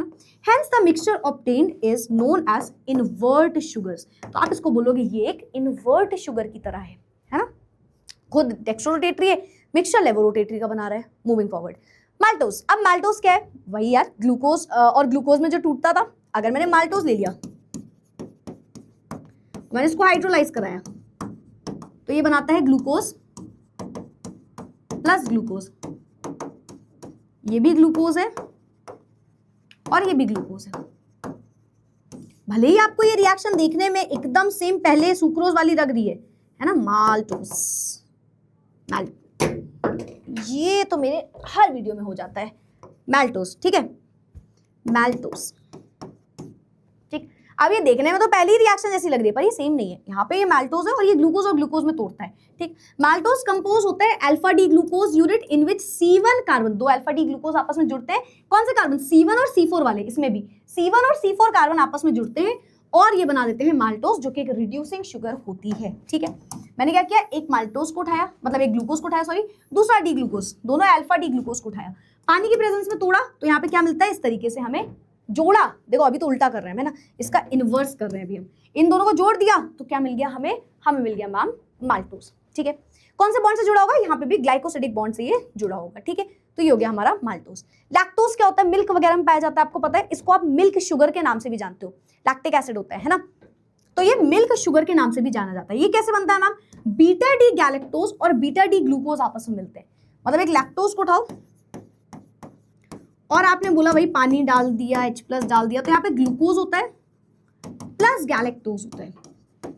अगेन देखने में सब कुछ सिमिलर लगेगा, फॉर्मूला सारी चीजें, पर वो एक ग्लूकोज और एक गैलेक्टोज का सिंबल होता है। ठीक है, ये हमारे रिड्यूसिंग शुगर्स होते हैं। ठीक है, तो इस तरीके से वही C1 और C4 कार्बन आपस में मिलते हैं और इस तरीके से एक बॉन्ड बनाते हैं, तो ये बन जाता है हमारा स्ट्रक्चर ऑफ किसका? लैक्टोज का। क्या है इसमें? अल्फा डी ग्लूकोज है और बीटा डी गैलेक्टोज है, ये दोनों आपस में जुड़ के लैक्टोज को बनाते हैं। तो ये हमारे 3 टाइप के ओलिगोसैकेराइड थे। अब हम पॉलीसैकेराइड को डिटेल में पढ़ेंगे। देखो पहले हमने क्या पढ़ा? हमने सबसे पहले क्या पढ़ा? सबसे पहले पढ़ा हमने मोनोसैकेराइड, ग्लूकोज के बारे में बात करी, फ्रक्टोज के बारे में बात करी। फिर सेकंड कैटेगरी आती है ओलिगोसैकेराइड, जिसमें हमने किसके बारे में पढ़ा? हमने पढ़ा सुक्रोज के बारे में, माल्टोज के बारे में, उसके बाद हमने पढ़ा लैक्टोज के बारे में। अब आ जाओ ओलिगोसैकेराइड में, जिसमें स्टार्च आएंगे, सेल्यूलोज आएंगे, ये सब पढ़ेंगे। ठीक है, तो पॉलीसैकेराइड भाई सबको पता है मैम, हम सभी को अभी तक ये बात रट चुकी है, लार्ज नंबर ऑफ सैकेराइड्स होंगे, बहुत सारे, 10, 20, 50, 60, बहुत सारे सैकेराइड आपस में ग्लाइकोसिडिक लिंकेज से यहाँ भी जुड़ते हैं और बना लेते हैं पॉलीसैकेराइड्स। ठीक है, पॉलीसैकेराइड का 2 काम होता है बेटा, या तो कोई पॉलीसैकेराइड एक स्ट्रक्चरल मटेरियल के काम आ रहा होता है, मतलब किसी भी ग्रुप में स्ट्रक्चर बनाने के काम आ रहा होता है। ठीक, मतलब जो भी पॉलीसैकेराइड है वो 2 ही काम कर रहे होते हैं, या तो वो, मतलब मैं एक पॉलीसैकेराइड हूं, मैं किसी ग्रुप के साथ लगी हूं, तो मैं 2 ही काम करूंगी, या तो मैं उनका स्ट्रक्चर बनाने के काम आऊंगी, ठीक है, या तो मैं फूड स्टोरेज के काम आऊंगी। ये सेकंड वाला कैटेगरी में मैं अपने ग्रुप में वैसे हो सकती हूँ। ओ मतलब हम लोग में से भी बहुत सारे पॉलीसैकेराइड होते हैं, फूड स्टोरेज करते हैं ना, जैसे बहुत सारे लोग खा रहे हैं, हम एक्स्ट्रा बर्गर खाएंगे, हम एक्स्ट्रा फ्राइज खाएंगे, है ना। तो वही, अब तुम लोग कमेंट सेक्शन में बस भूखी मैम मत लिख देना जो हर बार लिखते हो, ठीक है। सो दैट इज लाइक, ऐसा हो सकता है, खाना खाना कोई बुरी बात नहीं है, ठीक है। तो हमारे इसी तरीके से पॉलीसैकेराइड होते हैं, वो 2 ही काम करते हैं, या तो वो फूड स्टोरेज कर रहे होते हैं, किसी ग्रुप में प्रेजेंट है और वो फूड का स्टोरेज कर रहे हैं, और उसकी जगह उनका एक और काम होता है, वो होता है स्ट्रक्चरल मटेरियल, वो किसी मटेरियल में स्ट्रक्चर बनाने के काम कर रहे होते हैं, ठीक है। बहुत सारे पॉलीसैकेराइड होते हैं, जिनमें से पहला है हमारे पास स्टार्च, जैसे आलू में पाया जाता है, बहुत सारे वेजिटेबल्स में पाया जाता है, वो है हमारा स्टार्च, ठीक है। स्टार्च मेन स्टोरेज करता है पॉलीसैकेराइड का, ठीक है। एक प्लांट में इंक्लूड होते हैं ग्रेन्स, वेजिटेबल्स, सभी को पता है भाई, अभी मैंने एग्जांपल दिया आलू, तो वो कहाँ से आ रहे हैं, प्लांट से आ रहे हैं ना। तो स्टार्च एक बहुत इंपॉर्टेंट स्टोरेज ग्रुप की तरह काम करता है पॉलीसैकेराइड में, प्लांट्स के लिए। स्टार्च प्लांट्स में पाया जाता है ना, उनमें क्या करता है, जैसे कि ग्रेन्स हो गए, जो मैंने आपको अभी भी बताया कि कार्बोहाइड्रेट तो हर चीज में है, चाहे वो हमारे ग्रेन्स हो जाए, गेहूं हो, राइस हो, कुछ भी, वेजिटेबल्स, लेग्यूम्स, कुछ भी हो। कॉमन सोर्सेज जो इसके होते हैं वो होते हैं rice, wheat, corn, potatoes and beans, इन सभी से स्टार्च पाया जाता है। ये एक पॉलीमर है अल्फा ग्लूकोज का, ठीक है, अल्फा ग्लूकोज का पॉलीमर है, मतलब बहुत सारे ग्लूकोज आपस में मिलते हैं तो वो एक स्टार्च बनाते हैं, ठीक है। ये हमारे स्टार्च का स्ट्रक्चर है, ठीक है। ये रहा, देखो बहुत सारे ग्लूकोज क्या कर रहे हैं, आपस में ग्लाइकोसिडिक लिंकेज कर रहे हैं और बना रहे हैं स्टार्च का मॉलिक्यूल, ठीक है। स्टार्च होता क्या है? पॉलीमर होता है अल्फा ग्लूकोज का, जिसमें दो कंपोनेंट्स मिले होते हैं। स्टार्च दो तरीके से होता है। स्टार्च में दो चीजें होती हैं, एक होता है हमारे पास अमाइलोज और एक होता है अमाइलोपेप्टिन। एक होता है अमाइलोज, एक होता है अमाइलोपेप्टिन। स्टार्च क्या होता है समझ गए? बहुत सारे ग्लूकोज जुड़ गए, स्टार्च बन गया, ठीक है। अब वो ग्लूकोज कैसे जुड़े? हो सकता है स्ट्रेट चेंज में जुड़े हो सकता है ब्रांच में जुड़े हो, तो उसके बेसिस पे हमारे पास दो टाइप के स्टार्च होते हैं, या बोलो पॉलीमर होते हैं स्टार्च के दो टाइप के, ठीक है। क्या होता है? एक अमाइलोज, एक अमाइलोपेप्टिन। क्या होता है मैम ये दोनों? पहले तो इस स्ट्रक्चर को अपने दिमाग में बैठाओ, ऊपर वाला अमाइलोज है, नीचे वाला अमाइलोपेप्टिन है, ठीक है। तो एक स्ट्रेट लॉन्ग अनब्रांच्ड चेन अगर दिख जाए, लंबी सी बिना ब्रांच की चेन दिख जाए, बिना ब्रांच की चेन दिख जाए, क्या मिले होंगे? ग्लूकोज मिले होंगे बहुत सारे, और बिना ब्रांच की ये चेन है तो, और ये पानी में घुल जाती है, वाटर में सॉल्युबल होती है, ठीक है। एक स्टार्च का 15 to 20% इसमें होता है, constitutes about 15 to 20% of starch. किससे मिलके बना होता है? 100, 200, 300, 400, 500, बहुत सारे ग्लूकोज, 1000 ग्लूकोज आपस में मिलेंगे तो ये बनता है अमाइलोज। सेकंड आता है हमारे पास अमाइलोपेप्टिन। अमाइलोपेप्टिन क्या होता है? एज द स्ट्रक्चर एक्सप्लेन्स, जैसे हमने अमाइलोज पढ़ा, अमाइलोपेप्टिन उसी में ब्रांचेस लगा दो बस, ठीक है। तो ये लॉन्ग है बट ये ब्रांच्ड स्ट्रक्चर बना रहा है, ठीक है। और ये पानी में इनसॉल्युबल है, उसका ऑपोजिट कर दो, ठीक है। और 80 to 85% स्टार्च जो है इससे मिलके बना है। तो अमाइलोज और अमाइलोपेप्टिन दो टाइप के हमारे ये स्टार्च होते हैं। चलो आगे बढ़ते हैं। स्टार्च समझ गए। अब सेल्यूलोज, सेल्यूलोज का नाम भी कहाँ सुना है? सेल्यूलोज, सेल वॉल, है ना। देखो मेरी बायो तो बहुत वीक थी, है ना, मैं तो मैथ्स स्टूडेंट हूँ, बट बायो वाले बच्चों को पता होगा। वैसे ये बेसिक बात तो मैथ्स वालों को भी पता होगा, ठीक है। ये वाली बेसिक बात तो मैथ्स वालों को भी, पिंपल हो गया मेरे, है ना, अलग ही दिख रहा है एकदम, फेस अलग पिंपल अलग, क्योंकि मुझे फंक्शन में जाना है अभी recently. If you know you know, उसको तो आना ही है ना। अगर मुझे कहीं जाना है फंक्शन में तो मुझसे पहले वो आता है। चलो यहाँ पे आ जाओ, सेल्यूलोज के बारे में जानो। सेल्यूलोज प्लांट, सेल वॉल, कुछ ऐसा अगर दिमाग में आ गया तो आप समझ गए पहली चीज तो, ठीक है। नहीं आया तो सुनो। सेल्यूलोज सबसे ज्यादा पाए जाते हैं एक्सक्लूसिवली अकर्स इन प्लांट। अभी आपने ग्लूकोज के बारे में एक लाइन बोली थी, most abundant biomolecule on earth. तो अगर आपसे बोलूं प्लांट में सबसे ज्यादा क्या पाया जाता है, तो आंसर है cellulose. Cellulose most abundant organic compounds हैं ये हमारे प्लांट इंडस्ट्री में, प्लांट किंगडम में, ठीक है।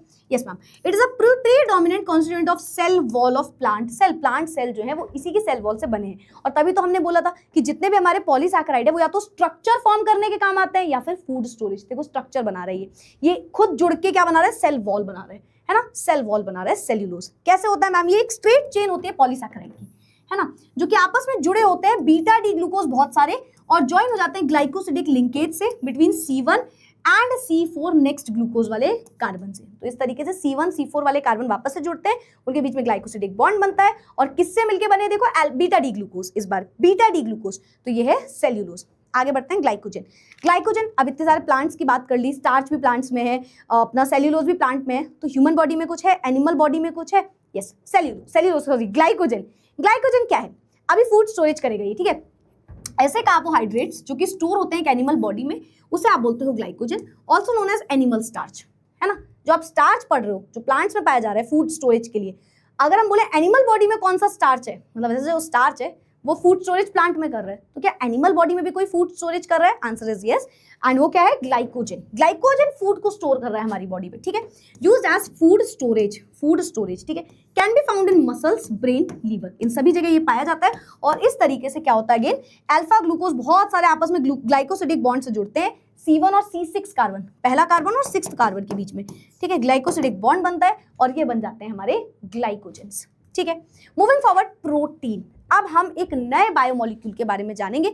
हमने इतनी देर में कार्बोहाइड्रेट को समझ लिया, ठीक है। अब 10 सेकेंड काउंट करो, पानी पी लूं, ठीक है, जस्ट सेकेंड।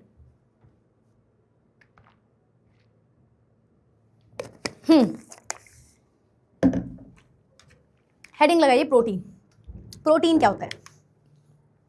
एक बहुत इंपॉर्टेंट बायोमोलिक्यूल, एक लिविंग सिस्टम का। देखो जब हम बोल रहे हैं मोस्ट अबेंडेंट, तो वो 10 जगह यूज कर रहे हैं, पर मोस्ट अबेंडेंट कहाँ पे? Most abundant on earth glucose, most abundant plant kingdom में स्टार्च, है ना, स्टार्च ही बोला था ना। अब आता है प्रोटीन। ये सबसे ज्यादा पाया जाने वाला ग्रुप है, बायोमोलिक्यूल है एक ह्यूमन बॉडी के अंदर, लिविंग ऑर्गेनिज्म के अंदर, ठीक है। Proteins are the most abundant biomolecule of the living system. एक लिविंग सिस्टम के अंदर सबसे ज्यादा पाया जाने वाला क्या है? हमारा प्रोटीन है, ठीक है। सबसे ज्यादा पाया जाने वाला क्या है? हमारा प्रोटीन है। मैंने शायद स्टार्च बोल दिया गलती से, सेल्यूलोज था वो प्लांट वाला, ठीक है।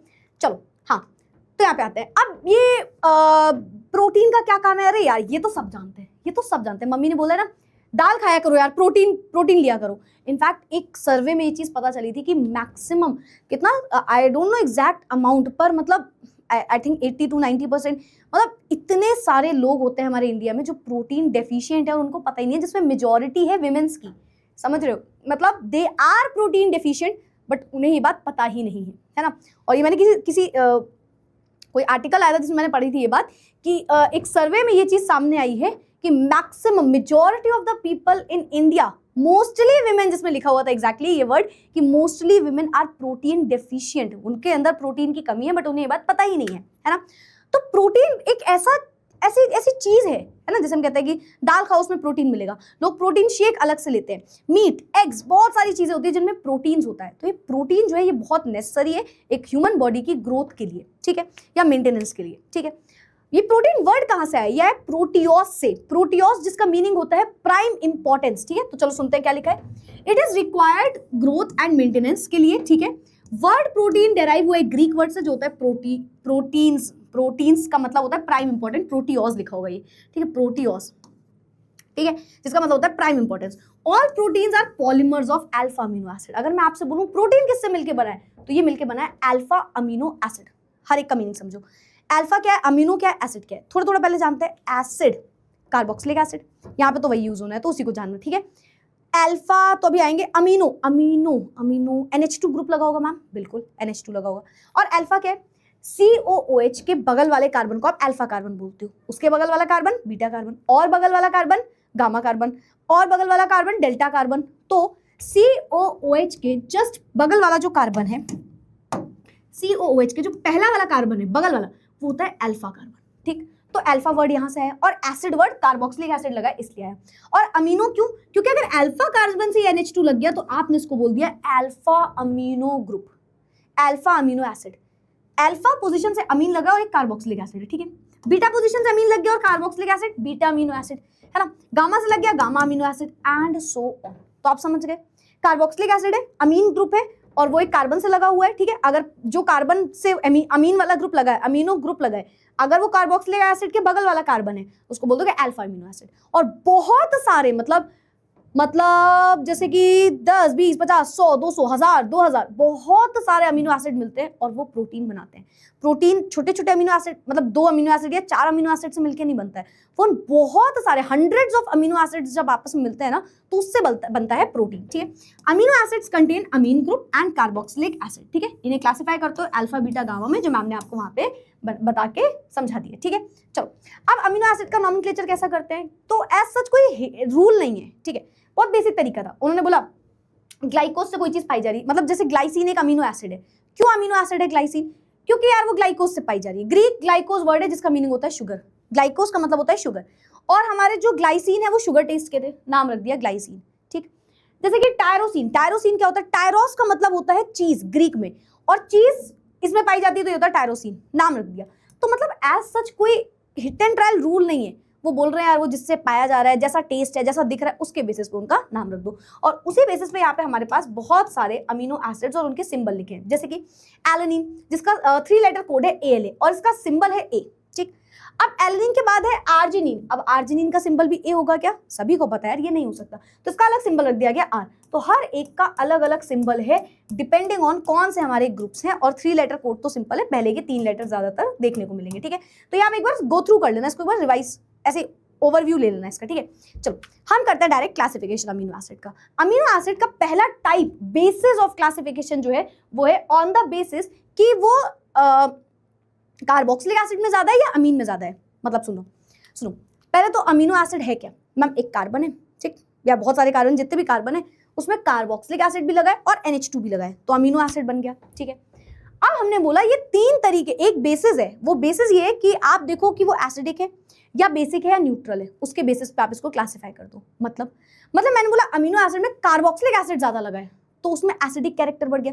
पहले तो एक बेसिक सी बात जानो, अमीन जो है वो बेसिक कैरेक्टर होता है, कार्बोक्सिलिक एसिड एसिडिक कैरेक्टर होता है। तो अगर कार्बोक्सिलिक एसिड बढ़ गया तो हमारा जो अमीनो एसिड है वो एसिडिक है, अगर अमीन वाला ग्रुप बढ़ गया तो हमारा जो कार्बोक्सिलिक एसिड है वो बेसिक है, ठीक। और अगर दोनों बराबर मात्रा में, बराबर अमाउंट में, तो हमारा कार्बोक्स जो हमारा अमीनो एसिड है वो कैसा है, न्यूट्रल है, ठीक है। तो क्लासिफाई किया एज एसिडिक, बेसिक और न्यूट्रल, डिपेंड करेगा कितने relative number of amino acid और कार्बोक्सिलिक एसिड प्रेजेंट है एक अमीनो एसिड के मॉलिक्यूल में। तो पहला बेसिस, पहला कैटेगरी क्या आ गई, अगर number of NH2 and COOH बराबर हो गए तो आप बोल देना वो न्यूट्रल है, आप बोल देना वो न्यूट्रल है। सेकंड, अगर नंबर ऑफ NH2 जो है वो ज्यादा है, NH2 ज्यादा है इस बार COOH से, तो जो अमीनो एसिड है वो बेसिक है। थर्ड, अगर नंबर ऑफ COOH ग्रुप ज्यादा होगा इस बार अमीनो एसिड से, अमीन से, तो अमीनो एसिड हमारा एसिडिक है। तो सिंपल सी बात है, NH2 बेसिक होता है, कार्बोक्सिलिक एसिड एसिडिक होता है, तो जो भी ज्यादा है उसके बेसिस पे वो अमीनो एसिड हो जाता है। अच्छा, सेकंड कैटेगरी होती है हमारे पास essential and non essential, essential and non essential amino acid. कैसे बताऊं? फॉर एग्जाम्पल कैसे बताऊं, बताओ। फॉर एग्जाम्पल मैंने बोला कि मैंने बोला मेरे पास, आजा, मुझे ऐसे तुम सिर्फ फ्लेक्स बोलने लग जाओगे, क्या बोलूं मैं, बताओ क्या एग्जाम्पल। सपोज मेरे पास एक वॉच है, ठीक है, नॉर्मल कोई टाइटन की वॉच है मेरे पास, ठीक है। तो मैंने बोला यार मेरे पास ना ये वॉच है, अब क्या मुझसे कोई बोले यार मेरे पास ना एक टाइटन की वॉच है, ले लो मुझसे, तो सेम वॉच, यही सेम वॉच, तो क्या मैं उस वॉच को लूंगी? मैं बोलूंगी यार जरूरत नहीं है, वैसे फ्री की चीजें सबको ही ले लेते हैं, मैं भी ले लेती हूँ, बट स्टिल ऐसा होता है ना कि यार मुझे जरूरत नहीं है सच। अब क्या मैं किसी मार्केट में जाऊंगी, किसी स्टोर में जाऊंगी और इसको ढूंढ के लेके आऊंगी? कभी नहीं, मेरे पास तो ये है ना, अनलेस खराब हो जाए, मेरे पास तो ये है, तो दैट इज, मुझे इसकी जरूरत नहीं है। क्यों? क्योंकि मेरे पास ये ऑलरेडी है। अब इमेजिन करो कोई और लड़की, ठीक, वो मार्केट गई, उसने देखी ये वॉच, तो वो ले लेगी उसको, वो बोलेगी यार सही है। अब सपोज ये वॉच लेट सपोज 500 रुपए की है नहीं, बट फिर भी सपोज कर लिया हमने, है ना सपोज कर लिया हमने 500 की है। क्या इतना बुरा हूं मैं, माँ मेरी वॉच ऐसे बोल रही होगी इस टाइम पे, बट चलो मान लिया 500 रुपए की ये वॉच है, ठीक है। अब जो लोग 500 रुपए सपोज अफोर्ड नहीं कर पाएंगे, तो वो क्या बोलेंगे, वो बोलेंगे कि अरे यार मुझे तो ये वॉच लेनी है, तो वो क्या करेंगे, वो वहां जाके उसको परचेज करने की कोशिश करेंगे, और वो सोचेंगे कि यार इतना ज्यादा प्राइस है ये वो, पर उनको अगर वो चीज पसंद आ गई तो वो 4 दिन तक उसके बारे में सोचेंगे। आई गेस आप सब लोग भी ऐसा करते हो, है ना, सभी लोग ऐसा करते हैं एक टाइम पे किसी ना किसी चीज के लिए, है ना। तो मतलब जिनके पास ये ऑलरेडी है वो बोलेंगे हमें तो इनकी रिक्वायरमेंट है ही नहीं, पर जिनके पास ये नहीं है उनको इसकी बहुत जरूरत है। अब ये पूरी कहानी क्यों बताई, ताकि आप इसेंशियल और नॉन इसेंशियल का मतलब समझो। इसेंशियल का मतलब क्या है, जरूरत, और नॉन इसेंशियल मतलब जरूरत नहीं। तो हमें जिस चीज की जरूरत नहीं है वो क्यों नहीं होती है, उसका रीजन होता है कुछ, क्या कि हमारे पास वो चीज ऑलरेडी है। आपके पास शायद कोई फोन होगा, आपके पास वो ऑलरेडी है तो आपको उससे फर्क नहीं पड़ रहा, पर जिसके पास वो नहीं है वो चाहेंगे यार हमें भी ऐसा फोन मिल जाए। किसी के पास कार होगी और सपोज मेरे पास वो कार नहीं है, तो मुझे लगे यार मुझे भी मिल जाए, पर वो जिसके पास है उसे उसकी बिल्कुल जरूरत नहीं होती है, कहता है अरे यार है तो है और ले लेंगे। Getting my point? तो मैंने ऐसे इसेंशियल अमीनो एसिड मतलब ऐसे अमीनो एसिड्स जिनकी जरूरत है हमें, तो वो क्या हमारे पास होंगे प्रेजेंट? नहीं, वो अमीनो एसिड्स हमारी बॉडी खुद से नहीं बना पा रही होगी, तभी उन अमीनो एसिड्स की हमें जरूरत है। अमीनो एसिड की मैम हमें जरूरत क्यों है? क्योंकि अमीनो एसिड से ही तो प्रोटीन बन रहा है, तो हमें उन प्रोटीन की, उन अमीनो एसिड की जरूरत है जो हमारे पास नहीं है। लेकिन कुछ अमीनो एसिड्स हमारी बॉडी में ऑलरेडी प्रेजेंट होते हैं जो हमारी बॉडी बना सकती है, तो उनको हम बोलते हैं वो नॉन इसेंशियल है। क्यों? क्योंकि हमें उनकी जरूरत नहीं है, हमारे पास वो ऑलरेडी है। चलो अब इसको देखते हैं क्या लिखा है यहाँ पे। Those amino acids which can be synthesized in the body are known as non-essential amino acids। ऐसे अमीनो एसिड्स जो हमारी बॉडी बना सकती है वो हमारे लिए जरूरत नहीं है, नॉन एसेंशियल अमीनो एसिड्स, जैसे कि ग्लाइसिन, एलानिन। अब ऐसे amino acids which can not be synthesised in the body, हमारी बॉडी में नहीं बन सकती, तो हमें उसकी रिक्वायरमेंट है, हम बोलेंगे essential amino acids. These are 10 in number, जैसे कि वेनिलिन हो गया, ल्यूसीन हो गया, आइसोल्यूसिन हो गया, एटसेट्रा एटसेट्रा एटसेट्रा। तो ये अमीनो एसिड का दूसरा क्लासिफिकेशन था, इसेंशियल और नॉन इसेंशियल। अगेन स्लाइड में कुछ इसेंशियल और नॉन इसेंशियल अमीनो एसिड्स यहाँ पे लिख दिए, इसको एक बार नोट जरूर कर लेना और एक बार रिवाइज कर लेना। चलो अब अमीनो एसिड्स कैसे होते हैं, इनकी क्या प्रॉपर्टी होती है? तो नंबर 1 प्रॉपर्टी, अमीनो एसिड्स जो हैं वो कलरलेस होते हैं, वो क्रिस्टलाइज्ड सॉलिड फॉर्म में पाए जाते हैं, दे आर कलरलेस, और ये क्रिस्टलाइज्ड सॉलिड फॉर्म में पाए जाते हैं। हायर मेल्टिंग पॉइंट होता है सॉलिड्स में एंड आर वाटर सॉल्युबल, पानी में घुल जाते हैं, एक सॉल्ट की तरह काम करते हैं, सिंपल अमीन्स और कार्बोक्सिलिक एसिड। अच्छा, सॉल्ट की तरह क्यों काम करते हैं? सॉल्ट क्या होता है? एसिड और बेस आपस में मिलता है, सॉल्ट बना देता है ना। और हमारे जो अमीनो एसिड है हमने देखा उसमें एसिड भी है, एसिटिक एसिड, और बेस भी है, अमोनिया अमीन, है ना। दोनों चीजें प्रेजेंट है, तो ये एक सॉल्ट की तरह एक्ट करते हैं। इनफैक्ट ये एक अलग टाइप का सॉल्ट होता है, वो होता है ज्विटर आयन फॉर्म। ये एम्फोटेरिक और ज्विटर आयन फॉर्म करते हैं। पहले एम्फोटेरिक का मतलब समझो। एम्फोटेरिक का मतलब क्या होता है? ऐसे ग्रुप जो एसिड और बेस दोनों की तरह बिहेव कर पाए उन्हें आप बोलते हो एम्फोटेरिक, ठीक है। ज्विटर आयन का मतलब क्या होता है? ज्विटर आयन मतलब जिसमें ऐसा आयन जिसमें पॉजिटिव और नेगेटिव दोनों चार्ज एक ही जगह पे प्रेजेंट हो। जैसे आपने एक और एग्जांपल भी पढ़ा है, एक हमने अमीन्स वाली रिएक्शन में ही देखा था। अगर मैं यहाँ पे NH2 लगा दूं और यहाँ पे मैं SO3H लगा दूं, है ना, तो ये H यहाँ पे चला जाता है एक टाइम बाद और ये ऐसा दिखने लगता है। यहाँ पे हो जाता है NH3, यहाँ पे हो जाता है NH3 और यहाँ पे हो जाता है SO3, केवल ये, है ना। तो एक तरफ पॉजिटिव एक तरफ नेगेटिव चार्ज पूरा सेपरेट हो जाता है। तो एक कंपाउंड में पॉजिटिव और नेगेटिव चार्ज सेपरेट हो जाए क्योंकि पूरा एसिड प्रेजेंट है। वो क्या कर रहा है, एक सपोज मैंने पानी में ही एसिड डाल दिया, अमीनो एसिड, तो ये क्या करेगा, इसका जो कार्बोक्सिलिक एसिड है, जो कार्बोक्सिलिक एसिड वाला ग्रुप है ना, मतलब एसिटिक एसिड वाला जो ग्रुप है, कार्बोक्सिलिक एसिड, मैंने शायद एसिटिक एसिड बोल दिया तभी। कार्बोक्सिलिक एसिड बेसिकली COOH वाला ग्रुप, ठीक है। एक सेकंड प्लीज इसको करेक्ट कर लेना, खुद से याद करना। आई थिंक मैंने सही बोला है, नहीं आई डोंट नो। यहाँ पे कार्बोक्सिलिक एसिड बोलना था, शायद मैंने एसिटिक एसिड बोल दिया, सही कर लेना उसको। खैर यहाँ पे आ जाओ। तो इसका जो कार्बोक्सिलिक एसिड वाला ग्रुप है, हमने बोला कि जो कार्बोक्सिलिक एसिड वाला ग्रुप है वो क्या करता है, वो पानी में जाके H+ को लूज करेगा, पर वहीं अमीन बैठा है NH2, उसके पास लोन पेयर होते हैं, वो उस H+ को अट्रैक्ट कर लेगा। तो ये दोनों सेपरेट हो जा रहे हैं एक चार्ज से। एक H+ दे रहा है तो उसमें नेगेटिव चार्ज CH3COO नेगेटिव जैसे हो गया, है ना। और वहीं जो हमारे पास H+ ले रहा है अमीन, उस पर पूरा कैसा आ जा रहा है, नेगेटिव चार्ज पॉजिटिव चार्ज। तो पॉजिटिव नेगेटिव पूरी तरीके से सेपरेट हो रहे हैं, उसे आप बोलते हैं zwitter ion form. Aqueous solution में जो कार्बोक्सिलिक एसिड है वो लूज करता है एक प्रोटॉन, वही सेम चीज जो मैंने आपको बताई वही यहाँ पे लिखी है कि डायपोलर ज्विटर आयन बना लेता है ये। अच्छा, अब एक बहुत अच्छा सा एक यहाँ पे चीज लिखी है कि जितने भी हमारे अमीनो एसिड होते हैं वो सब ऑप्टिकली एक्टिव होते हैं, पर यहाँ पे एक एक्सेप्शन है, वो है ग्लाइसिन। ग्लाइसिन कुछ ऐसा दिखता है, COOH NH2HH, ठीक। अच्छा, अगर किसी को ऑप्टिकली एक्टिव होना है तो हम सभी को पता है उसके पास कायरल कार्बन होना चाहिए, सिमेट्रिकल का एसिमेट्रिकल कार्बन, मतलब ऐसा कार्बन जिसमें सारे के सारे डिफरेंट ग्रुप्स लगे हों। सपोज मैंने बोला उससे 4 ग्रुप्स लगे तो चारों डिफरेंट ग्रुप्स लगे होने चाहिए, वो कायरल कार्बन होता है। और ये कंडीशन होती है किसी को भी ऑप्टिकली एक्टिव होने की, है ना। पर अगर मैं ग्लिसरॉल्डिहाइड का जो यहाँ पे एग्जांपल लिखा है इसको देखूं तो इसमें ये जो कार्बन है ना, इसमें एक जैसे 2 ग्रुप लग गए, ये तो सेम है, ये तो सेम ग्रुप है ना। तो यानी कि ये एसिमेट्रिकल कार्बन का ये क्या है, एक कायरल कार्बन है, एक कायरल कार्बन, या जैसे आप अकायरल कार्बन बोल सकते हो, ठीक है, एक कायरल कार्बन। तो ये कैसा है, ये हमारा ऑप्टिकली इनएक्टिव होगा। इसके अलावा इनएक्टिव, इसके अलावा कोई भी अमीनो एसिड उठा लो, वो सब के सब कैसे होते हैं, वो सारे के सारे ऑप्टिकली इनएक्टिव होते हैं, ठीक है। चलो इसको नोट करो, आगे बढ़ते हैं। Next, structure of protein. अब प्रोटीन का स्ट्रक्चर कैसा होता है? अगर मैं प्रोटीन की बात करूं, प्रोटीन को जब आप हाइड्रोलाइज करोगे, मतलब पानी की प्रेजेंस में तोड़ोगे, तो ये क्या करेंगे, एक सेकंड मैम, अमीनो एसिड्स को जोड़ा, प्रोटीन बन गया। तो अमीनो एसिड्स को तोड़ोगे तो एक सेकंड, अमीनो एसिड को जोड़ा आपने, तब आप प्रोटीन बना रहे थे, और आप बोल रहे हो प्रोटीन को तोड़ने जा रहे हो तो अमीनो एसिड मिल जाएंगे, बस यही तो मतलब है ना। तो अगर मैं प्रोटीन को उठा के हाइड्रोलाइज कर दूं तो वो बहुत सारे अल्फा अमीनो एसिड्स हमें बना के दे देंगे। दिस शोज कि प्रोटीन जो है वो अमीनो एसिड से ही मिलके बना है, ठीक है। अब ये जिस बॉन्ड से जुड़ते हैं, जिस लिंक से जुड़ते हैं, उन्हें आप बोलते हो पेप्टाइड बॉन्ड। नाम याद रख लेना, पेप्टाइड बॉन्ड। अमीनो एसिड्स आपस में लिंक्ड होते हैं to each other by peptide bond, और जिसे आप बोलते हो पेप्टाइड लिंकेज। किससे? पेप्टाइड बॉन्ड या पेप्टाइड लिंकेज से। अब पेप्टाइड बॉन्ड और पेप्टाइड लिंकेज क्या होता है? ग्लाइकोसिडिक बॉन्ड इतनी देर से पढ़ रहे हैं, C1 C4 कार्बन जुड़ रहे हैं या जो भी।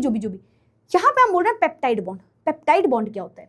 पेप्टाइड बॉन्ड का मतलब है कि यहाँ पे क्या हो जाएगा, एक अमीनो एसिड वाला जो कार्बन, 2 अमीनो एसिड को उठाओ सपोज, ठीक, एक कार्बन उसका जिससे कार्बोक्सिलिक एसिड लगा है उसको उठाओ, है ना, उसके हाइड्रोजन को उठाओ, और जो NH2 लगा है उसके NH को उठा लो, ठीक है। या आप इसको ऐसे बोल लो कि हमारे पास कार्बोक्सिलिक एसिड है, उसका CO पोर्शन और NH2 में से NH पोर्शन, इन दोनों के बीच में एक बॉन्ड बनने लग जाता है। और ऐसा एक नहीं, बहुत सारे बॉन्ड, बहुत सारे पेप्टाइड बॉन्ड बनेंगे, तब जाके वो प्रोटीन बनता है, ठीक है। तो हमारे 2 अमीनो एसिड उठाओ, 2 में से क्या करो, एक का CO ग्रुप उठा लो, एक का क्या उठा लो, NH ग्रुप उठा लो, जोड़ दो। बेसिकली करा क्या होगा, COOH में से OH को हटा दिया और NH3 में से जो NH2 था सॉरी, उसमें से H हटा दिया। समझे मेरी बात को? नहीं समझे? चलो मैं समझाती हूँ। मैंने इसी तरीके के 2 ग्रुप उठा लिए, लेट्स सपोज एक का OH ग्रुप उठाया और एक का H ग्रुप उठाया, तो OH और H मिलकर H2 बनाएंगे, बाहर निकल जाएगा H2, और बचे हुए यहाँ पे CO और यहाँ पे NH आपस में जुड़ जाएंगे। और यही चीज यहाँ पे देखो लिखी है, मैंने एक अमीनो एसिड उठाया, ठीक है, मैंने यहाँ पे एक अमीनो एसिड उठाया और यहाँ पे वही दूसरा अमीनो एसिड उठा लिया, और दोनों में क्या किया, H2 को बाहर कर दिया, बाहर करेंगे हम, ठीक है, H2 को हटा दिया, समझे? मतलब आपने क्या समझा, अगर मैं किसी क्या बोलते हैं प्रोटीन को तोड़ दूं, हाइड्रोलाइज कर दूं, पानी दे दूं, तो वो अमीनो एसिड बना रहा है ना, और मैं अमीनो एसिड से पानी ले लूं, ऑपोजिट कर दूं, तो वो क्या बनाएगा, वो एक प्रोटीन बनाएगा। यही तो बात है। तो इससे H2 जैसे ही हटा तो कार्बन ऑक्सीजन और नाइट्रोजन हाइड्रोजन ने आपस में बॉन्डिंग बनाई, और यही होता है पेप्टाइड बॉन्ड, या जिसे आप बोल रहे हो पेप्टाइड लिंकेज, ठीक है, पेप्टाइड लिंकेज। नाउ जो प्रोडक्ट बन के आया है, क्योंकि यहाँ पे दो ग्रुप्स हैं, तो इसको आप बोलते हो डाइपेप्टाइड। अब इसमें भी बहुत लोग कंफ्यूज होते हैं। देखो बहुत सारे पेप्टाइड हो सकते हैं, dipeptide, tripeptide and so on. Dipeptide का मतलब मैम दो पेप्टाइड बॉन्ड। गलत, गलत नहीं, गलत। मैं अपने बच्चों से कहती हूँ ना, अपने बच्चे मतलब क्लास में बच्चे, ठीक है, तो मैं कहती हूँ गलत मतलब, मेरे एक टीचर हुआ करते थे, वो कहते थे कि जब कोई बड़ी गलती करो किसी क्वेश्चन में, मैथ्स मुझे बहुत पसंद थी, वो मैथ्स के टीचर थे बेसिकली, तो मैं मैथ्स जब करती थी तो वो बोलते थे, जब कोई बड़ी गलती होती है वो कहते थे बेटा नहीं बेटा नॉर्मल है, गलत है। और जब बहुत ही बड़ी कोई छोटी सी गलती हो जाए, छोटी सी गलती की वजह से वो क्वेश्चन गलत हो जाए, तो कहते हैं ब्लंडर कर दिया, ये गलत कर दिया, गलत। एक होता है गलत, वो तब होता है चलो ठीक है तुम्हें आता ही नहीं है, तुमने गलत कर दिया, और एक होता है सब आता है सब कुछ, पर मार्क्स फालतू में कटेंगे क्योंकि छोटी सी गलती है, तो ये वही वाली गलती है, ठीक है। डाइपेप्टाइड का ये बिल्कुल भी मतलब नहीं है दो पेप्टाइड बॉन्ड, इसका मतलब है दो अमीनो एसिड आ गए एक पेप्टाइड बॉन्ड से, तो ये डाइपेप्टाइड है। तो डाइपेप्टाइड दिमाग में बैठा लेना, ठीक। डाइपेप्टाइड मतलब दो पेप्टाइड नहीं, एक पेप्टाइड बॉन्ड है दो अमीनो एसिड से लगा है। भाई दो अमीनो एसिड में तो एक पेप्टाइड आएगा, तीन अमीनो एसिड में दो पेप्टाइड, चार अमीनो एसिड में तीन पेप्टाइड, तो उस हिसाब से पेप्टाइड बॉन्ड है, ठीक है। तो डाइपेप्टाइड क्यों, क्योंकि it is made up of to amino acid से ये मिलके बना है। और इसी तरीके से हमारे पास डाइपेप्टाइड, ट्राइपेप्टाइड, पॉलीपेप्टाइड हो सकते हैं, ठीक है। पॉलीपेप्टाइड कौन सा पॉलीपेप्टाइड, जिसमें बहुत सारे अमीनो एसिड मिले हो, हंड्रेड्स ऑफ अमीनो एसिड, है more than 100 of amino acid मिले हो, तभी बनता है हमारा प्रोटीन। तो प्रोटीन हम पता है किसको बोलते हैं, ऐसा पॉलीपेप्टाइड ग्रुप, है ना, जिसमें बहुत सारे पेप्टाइड बॉन्ड हो, है ना, 100 से भी ज्यादा अमीनो एसिड्स आपस में जुड़े हो तब, और उनका मास जो है वो 10,000 AMU से भी ज्यादा आ रहा हो, तो उसे हम बोलते हैं वो प्रोटीन है। पर ये कोई नेसेसरी कंडीशन नहीं है, जैसे इंसुलिन उसमें 51, 52 समथिंग ऐसे अमीनो एसिड से मिलकर बना है, उसे भी आप प्रोटीन की तरह लेते हो, ठीक है। तो बहुत सारे हमारे प्रोटीन है, मतलब जनरली प्रोटीन के लिए, लेकिन ये बात कही गई है कि मतलब मैक्सिमम जो प्रोटीन्स हैं वो कैसे हैं, जिनमें 100 से भी ज्यादा अमीनो एसिड्स जुड़े हो और उनका जो मास निकल गया है वो 10,000 AMU से भी ज्यादा आ जाए, ठीक है। तो ये हमारा प्रोटीन के बारे में। अब प्रोटीन के क्लासिफिकेशन करेंगे, प्रोटीन को अलग अलग स्ट्रक्चर देखेंगे प्रोटीन का, ठीक है। तो ऑन द बेसिस ऑफ कि उसका मॉलिक्यूलर शेप कैसा है ना, हम प्रोटीन को कुछ तरीके से क्लासिफाई कर सकते हैं। नहीं समझ में आया, सुनो। एक होता है फाइब्रस प्रोटीन, फिर ग्लोब्यूलर प्रोटीन, और ऐसे बहुत सारे स्ट्रक्चर्स आप देखोगे, ठीक है। तो अगर मैं प्रोटीन को देखूं तो वो उसका मॉलिक्यूलर शेप क्या है, बेसिकली किस शेप का है। Proteins are classified into two types, दो टाइप्स उनको हम क्लासिफाई करते हैं। पहला होता है फाइब्रस और दूसरा होता है ग्लोब्यूलर। अब नाम से समझो, फाइब्रस फाइबर जैसे रस्सी, ग्लोब्यूलर ग्लोब, ग्लोब्यूल मतलब गोल गोल, ग्लोब्यूलर गोल गोल वी कैन से, है ना, ग्लोब्यूलर गोल गोल, ठीक है। तो फाइब्रस प्रोटीन हमारे वो प्रोटीन होते हैं जो पॉलीपेप्टाइड चेन से लगे होते हैं पर पैरेलल लगे होते हैं। कैसे लगे होते हैं, पैरेलल रन कर रहे होते हैं, है ना, and are held together by hydrogen bond, disulphide bond, बहुत सारे बॉन्ड से जुड़े होते हैं। They have fibre like structure, fibre की तरह इनका स्ट्रक्चर होता है, जैसे कि यहाँ पे लगे हैं हमारे fibrous protein. Such proteins are generally insoluble in water. तो याद रखो फाइब्रस प्रोटीन, ऐसी छोटे छोटे पॉइंट्स लिखा करो नोट्स में। फाइब्रस प्रोटीन में पहली लाइन क्या लिखी कि पॉलीपेप्टाइड बॉन्ड पैरेलल लगी होती है। दूसरा पॉइंट क्या लिखा, यहाँ पे हाइड्रोजन बॉन्ड और डाइसल्फाइड बॉन्ड होता है। और तीसरा point they are fibre like structure and they are insoluble in water, पानी में नहीं घुलते फाइब्रस प्रोटीन, ठीक है। कौन कौन से फाइबर प्रोटीन होते हैं, जैसे कि हमारे बालों में पाया जाता है केराटिन, जैसे कि हमारी मसल्स में पाया जाता है मायोसिन। तो ये हमारे दो एग्जांपल्स होते हैं प्रोटीन के, कौन से वाले, फाइब्रस प्रोटीन के। सेकंड ग्लोब्यूलर प्रोटीन, जैसा आप देख रहे हो वहां पे फोल्डिंग्स है ना, उस तरीके से।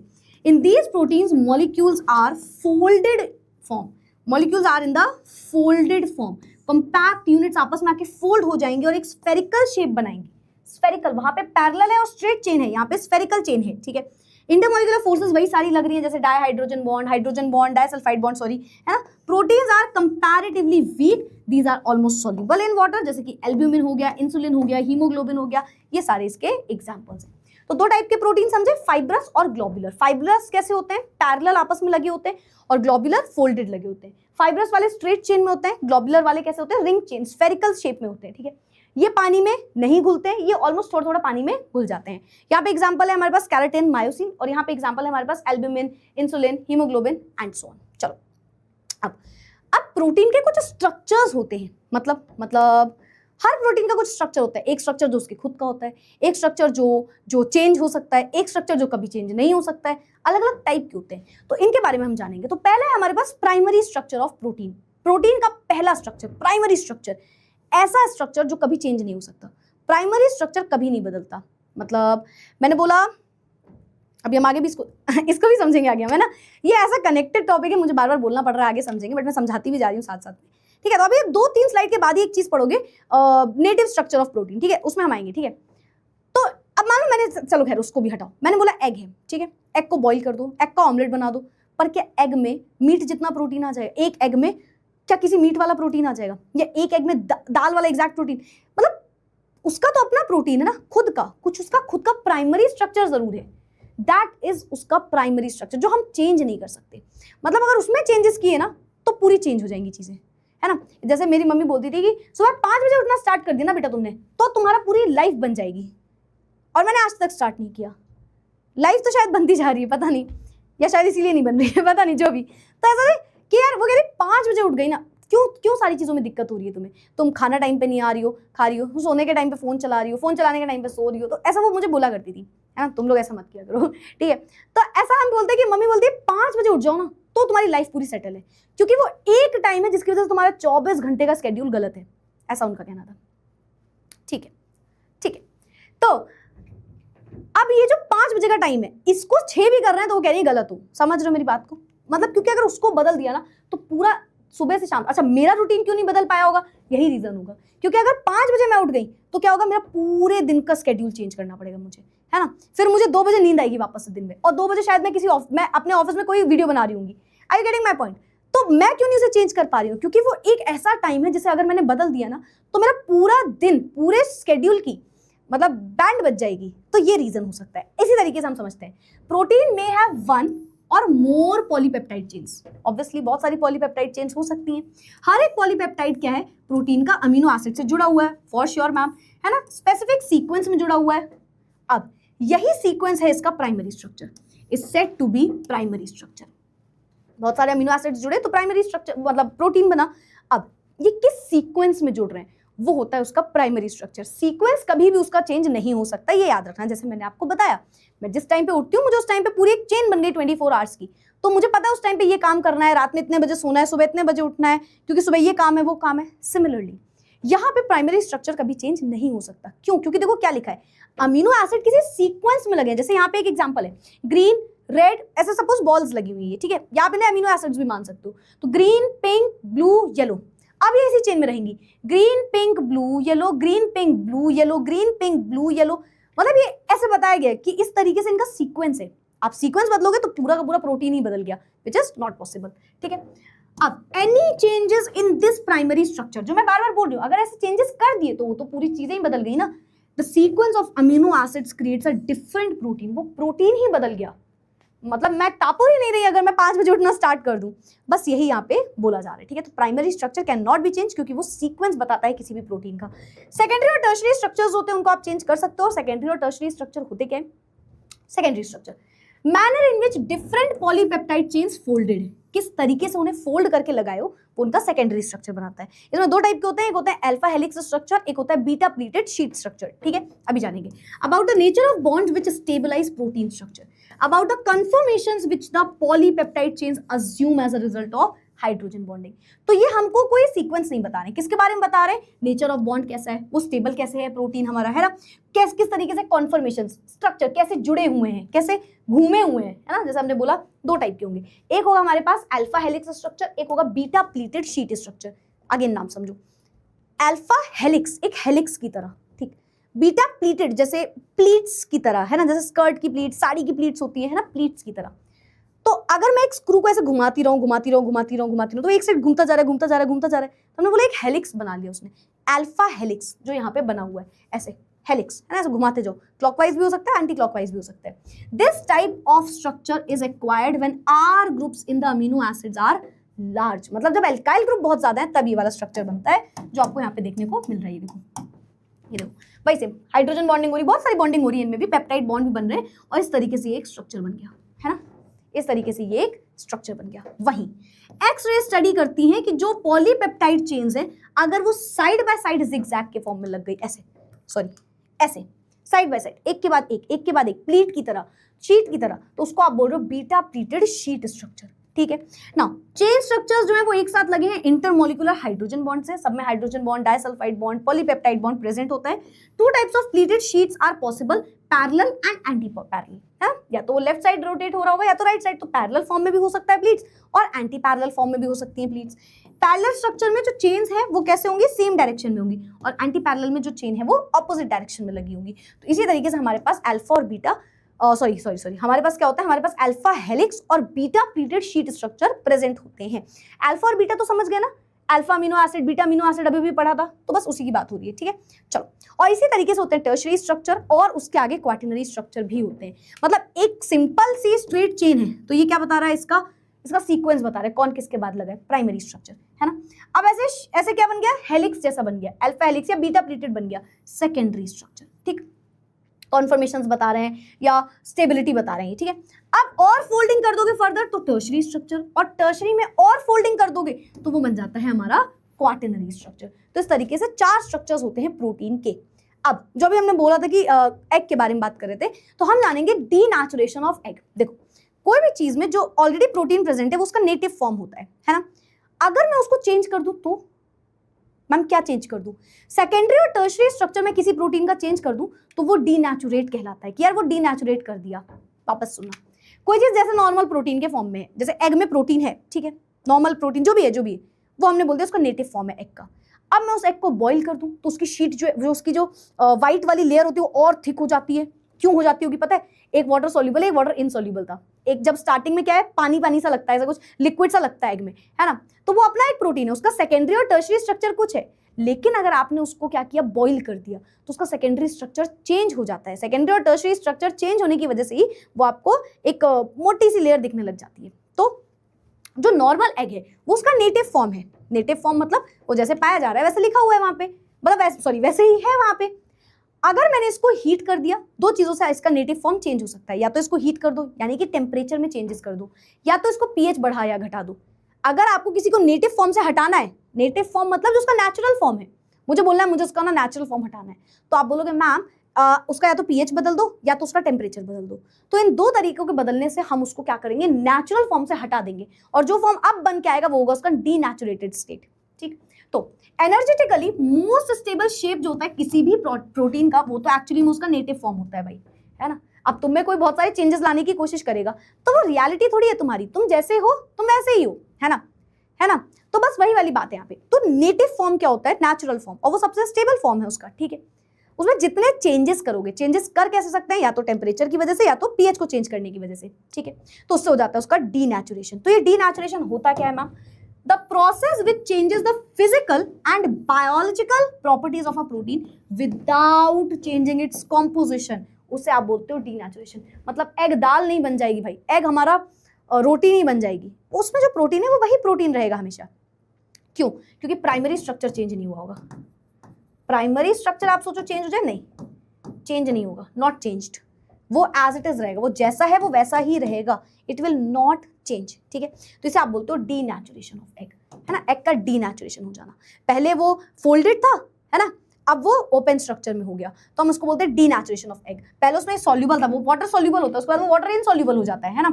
तो प्रोटीन लिक्विड एग है पहले, है ना, इसको हीट किया, टेम्परेचर में चेंज किया, उसका डीनेचुरेशन हो जाएगा, और अब कोगुलेशन हो जाएगा एग का, मतलब उसकी व्हाइट लेयर आ जाएगी जो कि इनसॉल्यूबल फाइब्रस स्ट्रक्चर में है। तो पहले ग्लोबुलर स्ट्रक्चर में था, है ना, पहले फोल्डिंग्स थी, फिर फाइब्रस स्ट्रक्चर में हो गया, देखो स्ट्रेट स्ट्रक्चर में हो गया। तो इस तरीके से हम बोलते हैं डीनेचुरेट करना किसी एग का, मतलब उसका नेटिव फॉर्म को बदल देना। अब आते हैं प्रोटीन के फंक्शंस में। मुझे पता है, देखो यार, अब मैं एक बात बोल दूं, बहुत सारे बच्चे लिखने लग जाएंगे, इतनी देर कौन पढ़ाता है ये चैप्टर। मैं बता दूं आपको, बहुत छोटे वीडियोज में मिलते हैं, मैं भी बनाती हूँ, मैंने भी बनाया है, बट मैं इसमें पूरा एनसीईआरटी कवर करके आपको हर चीज बता रही हूँ, जो एक 1 शॉट में, मतलब जितनी मैक्सिमम रिक्वायरमेंट है वो सब बता रही हूँ, ठीक है। तो सुनते जाओ। अब ये ट्रांसपोर्ट एजेंट की तरह काम करते हैं प्रोटीन्स, बहुत सारे काम होते हैं, स्ट्रक्चर, मटेरियल, एंजाइम्स में काम करते हैं, मेटाबॉलिक प्रोसेस, एंटीबॉडीज को फॉर्म करते हैं, तो बहुत सारी इसमें चीजें हैं, ठीक है। नेक्स्ट हमारा बायोमोलिक्यूल है एंजाइम्स। एंजाइम्स क्या होता है, अगर अगर हमारी बॉडी में एंजाइम ना हो तो आज जो हमने खाना खाया हो सकता है वो 1 साल बाद जाके डाइजेस्ट हो। Enzymes they are bio catalyst. Bio catalyst का मतलब जानते हो, जैसे आपके पेरेंट्स आपके लिए बहुत कुछ करते हैं, है ना, बहुत सारी मेहनत करते हैं, बहुत सारी चीजें कर रहे होते हैं आपको पढ़ाने के लिए, लिखाने के लिए, आपको अच्छा इंसान बनाने के लिए, पर क्या उससे वो एक अच्छे इंसान बन रहे हैं? क्या वो एट द एंड जाके सपोज तुम्हारा कोई एग्जाम क्रैक कर दिया तुमने, ठीक है, या आपने कोई बहुत अच्छी जॉब कर ली, तो क्या एट द एंड पेरेंट्स इसलिए ये सब कर दे कि उनको ये सब मिल जाए या उनको बहुत नाम मिल जाए, बहुत पैसा मिल जाए?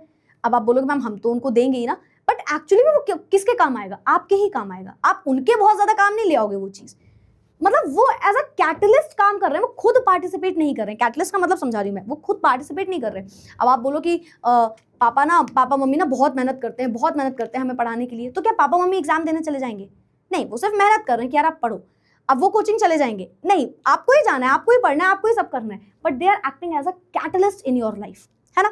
वो आपके लिए मेहनत कर रहे हैं इन शॉर्ट, है ना, बट वो खुद आपकी जगह कोई काम नहीं कर सकते। तो बस वही चीज यहाँ पे लिखा है। Enzymes are nitrogen containing complex organic compounds. Enzymes make the reactions very fast, है ना, वो आपके लिए और मेहनत करेंगे तो आप और ज्यादा मेहनत करने लग जाते हो, तो वो रिएक्शन को बहुत फास्ट कर देते हैं खुद, लेकिन पार्टिसिपेट वो नहीं कर रहे होते, ठीक है। बट एंजाइम्स हमारे एक बायो कैटलिस्ट है, हमारे पेट में डाइजेशन के काम कर रहे हैं, बहुत फास्ट कर रहे हैं उस रिएक्शन को, ठीक है। प्लांट्स और एनिमल्स में पाए जाते हैं ये, है ना, टेम्परेचर एंड पीएच में। एंजाइम्स आर बायो कैटलिस्ट, जो मैंने आपको इतनी देर समझाया, ठीक है। तो कॉम्प्लेक्स ऑर्गेनिक कंपाउंड है, ऑफ कोर्स नाइट्रोजन पाया जाता है इनमें, ठीक है।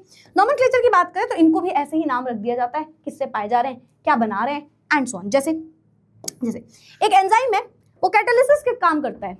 जब माल्टोज को आप रिएक्ट कराते हो तो आपको क्या मिलता है? 2 ग्लूकोज मिलते हैं। तो उसमें जो एंजाइम होता है ना, उसका नाम है माल्टेज। क्यों? क्योंकि वो कैटलिस्ट है उसमें, तो उसका नाम रख दिया जाता है माल्टेज। क्यों? क्योंकि वो माल्टोज की रिएक्शन करवा रहा था, वो हाइड्रोलिसिस वाली, ठीक है। कुछ एंजाइम का नाम रखा जाता है कि वो किस टाइप की रिएक्शन दिखा रहा है, जैसे यहाँ पे कैटलिस्ट की तरह नाम रख दिया है ना, कैटलाइज्ड, जो हमने ऊपर देखा है ना। अब for example enzymes which catalyse the oxidation of one substrate with simultaneous reduction of another substrate named as oxidoreductase. मतलब अगर कोई एंजाइम ऐसी रिएक्शन में पार्टिसिपेट कर रहे हैं जिसमें ऑक्सीडेशन और रिडक्शन दोनों हो रहा है, तो उस एंजाइम का नाम ऑक्सीडोरिडक्टेज रख दिया, है ना। कोई एंजाइम है जो हमारा कहाँ पे कैटलाइज की तरह काम कर रहा है, किसी पानी की रिएक्शन में काम कर रहा है, नाम रख दिया गया हाइड्रोलेज। तो एंजाइम का नाम एज लगा देते हैं और जिस भी काम में वो आ रहे हैं उसको लिख दिया जाता है, ठीक है। नेक्स्ट हमारे पास बायोमोलिक्यूल है विटामिन। विटामिन, इसको स्टार्टिंग में विटामिन, बहुत सारे लोग आप सुनते होंगे, ओल्ड एज वाले होते हैं, बोलते हैं विटामिन, तो एक्चुअली में क्या वो गलत था, विटामिन ही इसका नाम था असलियत में, ठीक है। विटामिन ही नाम था। विटामिन का फुल फॉर्म था वाइटल अमीन। इसमें सबसे ज्यादा अमीन पाया जाता था, बट लेटर ऑन इसको मॉडिफाई किया गया और पढ़ा गया, तो पता चला कि यार हर विटामिन में अमीन हो ये जरूरी नहीं, और इसीलिए इसका नाम विटामिन से हटा के विटामिन रख दिया गया, ठीक। मतलब ई को हटा दिया ताकि आपको ये ना लगे कि हर एक विटामिन में अमीन है, ठीक है।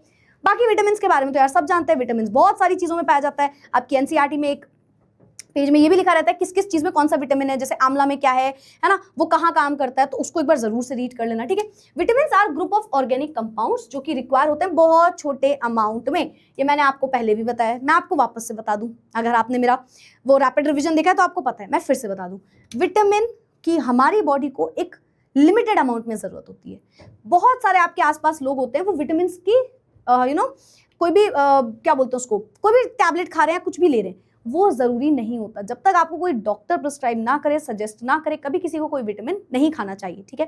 क्यों? क्योंकि पता ही नहीं हमारी बॉडी में किस विटामिन की जरूरत है या किस विटामिन की कमी है, तभी तो टेस्ट करवाते हैं कि कौन सी विटामिन डेफिशिएंसी है हमें, समझ रहे हो। खुद से कोई विटामिन ज्यादा नहीं खाना चाहिए। विटामिन की कमी होने से और विटामिन ज्यादा होने से, दोनों ही होने से बॉडी में बहुत ज्यादा प्रॉब्लम आ जाती है, इसलिए एक लिमिटेड अमाउंट में ये होता है, और ये भी वर्क करता है हमारे हेल्दी ग्रोथ और फंक्शनिंग लिविंग ऑर्गेनिज्म के लिए। ओके, क्लासिफिकेशन करें अगर हम विटामिन का, तो 2 टाइप के होते हैं, एक वाटर सोल्यूबल फैट सोल्यूबल और एक वाटर सोल्यूबल, ठीक है, नाम से ही समझ गए। एक पानी में सोल्यूबल नहीं होंगे, एक पानी में सोल्यूबल हो जाएंगे, ठीक है। तो 2 ग्रुप्स में होते हैं, डिपेंड करेगा कि उनकी सॉल्युबिलिटी किस में है। तो नंबर 1 है हमारे पास फैट सोल्यूबल, ऐसे विटामिन जो ऑयली सब्सटेंसेस में होते हैं, ऑयली सब्सटेंसेस होते हैं, not readily soluble in water, ये पानी में नहीं घुलते, they are soluble in oils and fats. कौन कौन से होते हैं मैम यहाँ पे? Vitamin A, vitamin D, vitamin E और विटामिन के। सारे जितने वर्ड्स मैंने बताए, चारों विटामिन, चारों का नाम जरूर लिख लेना। कुछ होते हैं वाटर सोल्यूबल, यानी कि जो पानी में घुल जाते हैं, जैसे कि vitamin includes vitamin of groups P, जैसे कि B complex, vitamin C etcetera, citrus acid and so on. The water soluble vitamins are stored in much lesser amount in the cells, है ना। तो ये हमारे पास कुछ विटामिन ऑलरेडी गिवन है, एक फैट सॉल्युबल होते हैं और एक हमारे पास कैसे होते हैं, वाटर सॉल्युबल होते हैं। Moving forward, nucleic acid. Nucleic acid क्या होता है? सैफ अली खान का बेटा सैफ अली खान की तरह दिखता है, आलिया भट्ट का बेटी आलिया भट्ट की तरह दिखती है, शाहरुख खान का बेटा शाहरुख खान की तरह दिखता है। ये सब हो क्या रहा है, ये रिजेंबल क्यों हो रहे हैं? या आप अपने मम्मी पापा की तरह दिखते हो, या मैं अपनी पापा की तरह दिखती हूँ, मेरी बहन मेरी मम्मी की तरह दिखती है। ये सब क्या है? ये सारे जेनेटिक्स जो है वो कहीं ना कहीं कुछ ट्रांसफॉर्मेशन, कुछ तो है, कुछ तो गड़बड़ है दया।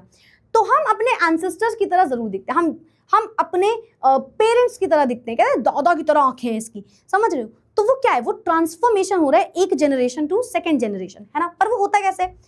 हर एक न्यूक्लिक एसिड मतलब जो न्यूक्लियस होता है उसके अंदर एक जगह होती है, जगह इन द सेंस मतलब न्यूक्लियस में क्या होता है, क्रोमोसोम्स होते हैं, और ये क्रोमोसोम्स बने होते हैं बहुत सारे प्रोटीन्स, विटामिन, इन सब चीजों से, है ना।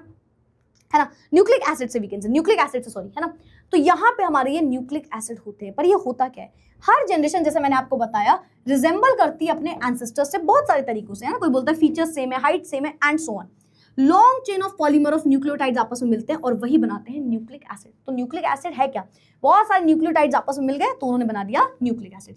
ये दो टाइप के होते हैं, एक होता है हमारे पास डीएनए, एक होता है हमारे पास आरएनए। डीएनए का full form deoxy ribonucleic acid और आरएनए का फुल फॉर्म राइबोन्यूक्लिक एसिड होता है, ठीक है। कॉम्पोजिशन कैसा होता है न्यूक्लिक एसिड का? इसमें तीन चीजें होती हैं। एक न्यूक्लिक एसिड है क्या, पहले तो बहुत सारे न्यूक्लियोटाइड मिले, न्यूक्लिक एसिड बन गया। अब हम न्यूक्लियोटाइड न्यूक्लियोसाइड जानेंगे। पर न्यूक्लिक एसिड किससे फॉर्म होता है? ये तीन चीजों से मिलकर बना होता है। Number 1 pentose sugar, direct question board में भी पूछा जाता है तो याद रखना। नंबर 1 होता है पेंटोज शुगर, और नंबर 2 होता है इसमें एक बेस। क्या होता है? एक बेस होता है, और इसको और इलैबोरेट करें तो नाइट्रोजन कंटेनिंग हेट्रोसाइक्लिक बेस होता है इसमें। मतलब एक बेस है जिसमें नाइट्रोजन है और एक हेट्रोसाइक्लिक चेन लगी हुई है।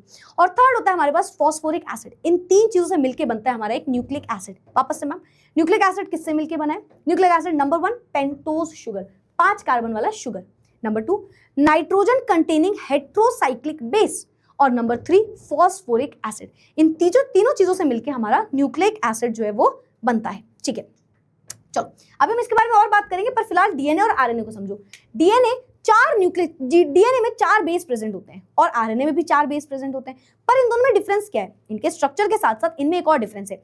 डीएनए में 4 चीजें जो पाई जाती हैं उसे बोलते हैं हमारा एडेनिन, ग्वानिन, साइटोसिन और थाइमिन। और आरएनए होता है एडेनिन, ग्वानिन, साइटोसिन और uracil.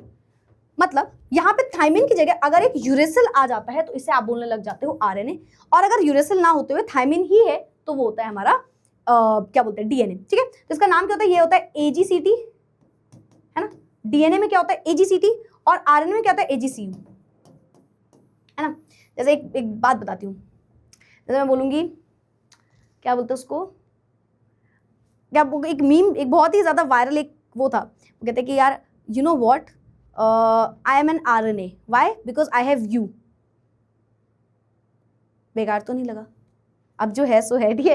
Because I have you, क्योंकि आरएनए में यू होता है और डीएनए में क्या होता है? टी होता है, ठीक है। तो आई हैव यू, तो ऐसा बोल दे, I am so lucky, why? Because I am a lucky RNA, why? Because I have you.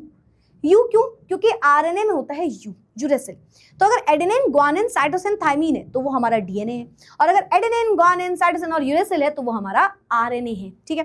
तो ये 4 बेसिस से मिलकर बने होते हैं, जिनमें से चौथा बेस जो है वो दोनों में डिफरेंट होता है, ठीक है। ये एडेनिन, ग्वानिन, साइटोसिन और थाइमिन सबके बहुत सारे बेसिस के स्ट्रक्चर्स बने हुए हैं, ठीक है। और बहुत सारे वहां पे शुगर मॉलिक्यूल्स, मतलब इस तरीके से ये जुड़ते हैं और शुगर मॉलिक्यूल्स के साथ, ठीक है। अब 2 टाइप की चीजें होती है। अभी हमने बोला न्यूक्लियोटाइड पढ़ेंगे, तो 2 टाइप की चीजें होती है, एक होता है न्यूक्लियोसाइड, एक होता है न्यूक्लियोटाइड। देखो एक ट्रिक से समझाती हूँ, न्यूक्लियोसाइड और न्यूक्लियोटाइड, पहले तो ये दोनों न्यूक्लिक एसिड को ही समझा रहे हैं, ठीक है। न्यूक्लियोसाइड जो है ये न्यूक्लिक एसिड का वो पोर्शन है जिसमें साइड कर दो किसको? फॉस्फोरिक एसिड को। न्यूक्लिक एसिड किससे मिलकर बना है? पेंटोज शुगर है मैम, बेस है, और फॉस्फोरिक एसिड है। अब न्यूक्लियोसाइड कहते हैं साइड कर दो, फॉस्फोरिक एसिड को साइड कर दो, 2 चीजें रखो केवल, पेंटोज शुगर और बेस। तो अगर किसी ग्रुप में सिर्फ और सिर्फ पेंटोज शुगर है, और क्या है उसके साथ? और साथ एक और चीज है, और वो है मैम क्या क्या क्या? वो है बेस। मतलब फॉस्फोरिक एसिड को हटा दो तो वो होता है न्यूक्लियोसाइड, और अगर फॉस्फोरिक एसिड को जोड़ दो इसमें, मतलब जो न्यूक्लियोसाइड है उसमें फॉस्फोरिक एसिड भी लगा दो, हाँ मैम वही न्यूक्लिक एसिड ना, हाँ उसे बोलने लग जाते हो न्यूक्लियोटाइड, ठीक। तो सुनो क्या लिखा है, unit formed by attachment of a base first position से शुगर के साथ, उसे आप बोलते हो न्यूक्लियोसाइड। और न्यूक्लियोसाइड जो आपने बनाया है उसको फॉस्फोरिक एसिड के 5वें कार्बन से फॉस्फोरिक एसिड उसमें लगा दो तो वो बन जाता है हमारा न्यूक्लियोटाइड। तो नॉर्मल ये है न्यूक्लियोसाइड, और इसमें इस कार्बन से फॉस्फोरिक एसिड बन गया, ये देखो ध्यान से देखो, ये न्यूक्लियोसाइड है, इसमें पांचवा कार्बन जो है, पांचवा कार्बन से क्या किया, फॉस्फोरिक एसिड जोड़ दिया, पांचवें कार्बन से फॉस्फोरिक एसिड जोड़ दिया, न्यूक्लियोटाइड। और बहुत सारे न्यूक्लियोटाइड मिल गए, क्या बन गया, न्यूक्लिक एसिड बन गया। न्यूक्लियोटाइड्स किस बॉन्ड से जुड़े हुए हैं, हमने दो बॉन्ड पढ़े, glycosidic bond, glucose fructose sucrose सब में बन रहे थे। फिर उसके बाद पेप्टाइड बॉन्ड पढ़ा है ना, पेप्टाइड बॉन्ड अमीनो एसिड में। अब आता है नेक्स्ट फॉस्फोडाइस्टर लिंकेज, दिमाग में बैठा लो, फॉस्फोडाइस्टर लिंकेज, ग्लाइकोसिडिक लिंकेज पढ़ लिया, पेप्टाइड लिंकेज पढ़ लिया, अब आ रहा है फॉस्फोडाइस्टर लिंकेज।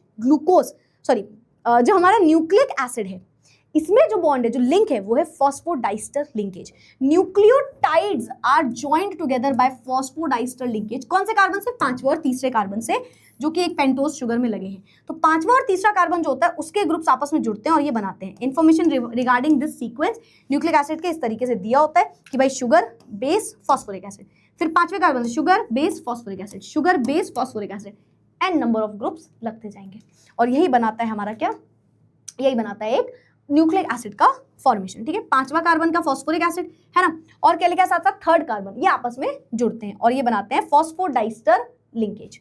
चलो डीएनए जैसा हमने बनाया वैटसन एंड क्रिक के हिसाब से एक डबल स्ट्रैंडेड हेलिक्स स्ट्रक्चर है जो इस तरीके से दिखता है, और आरएनए सिंगल स्ट्रैंडेड स्ट्रक्चर है, सिंगल स्ट्रैंडेड स्ट्रक्चर है आरएनए का।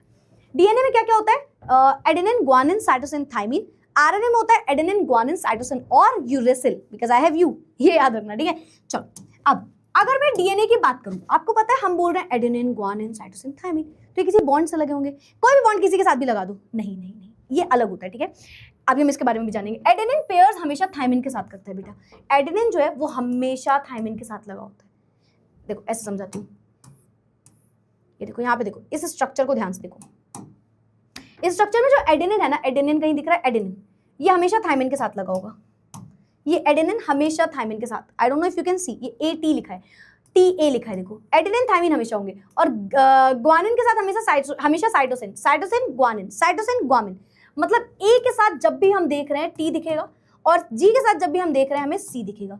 अच्छा ये होता क्यों होगा, ये भी आता है दिमाग में कि मैम हमेशा ही होगा, हाँ पहली चीज तो हमेशा होगा, ऑलवेज, ये ऑलवेज इस तरीके से पेयर होंगे, they are paired like this always. पर क्वेश्चन आता है मैम क्यों, क्योंकि इन दोनों के बीच में होता है डबल बॉन्ड और इन दोनों के बीच में होता है ट्रिपल बॉन्ड।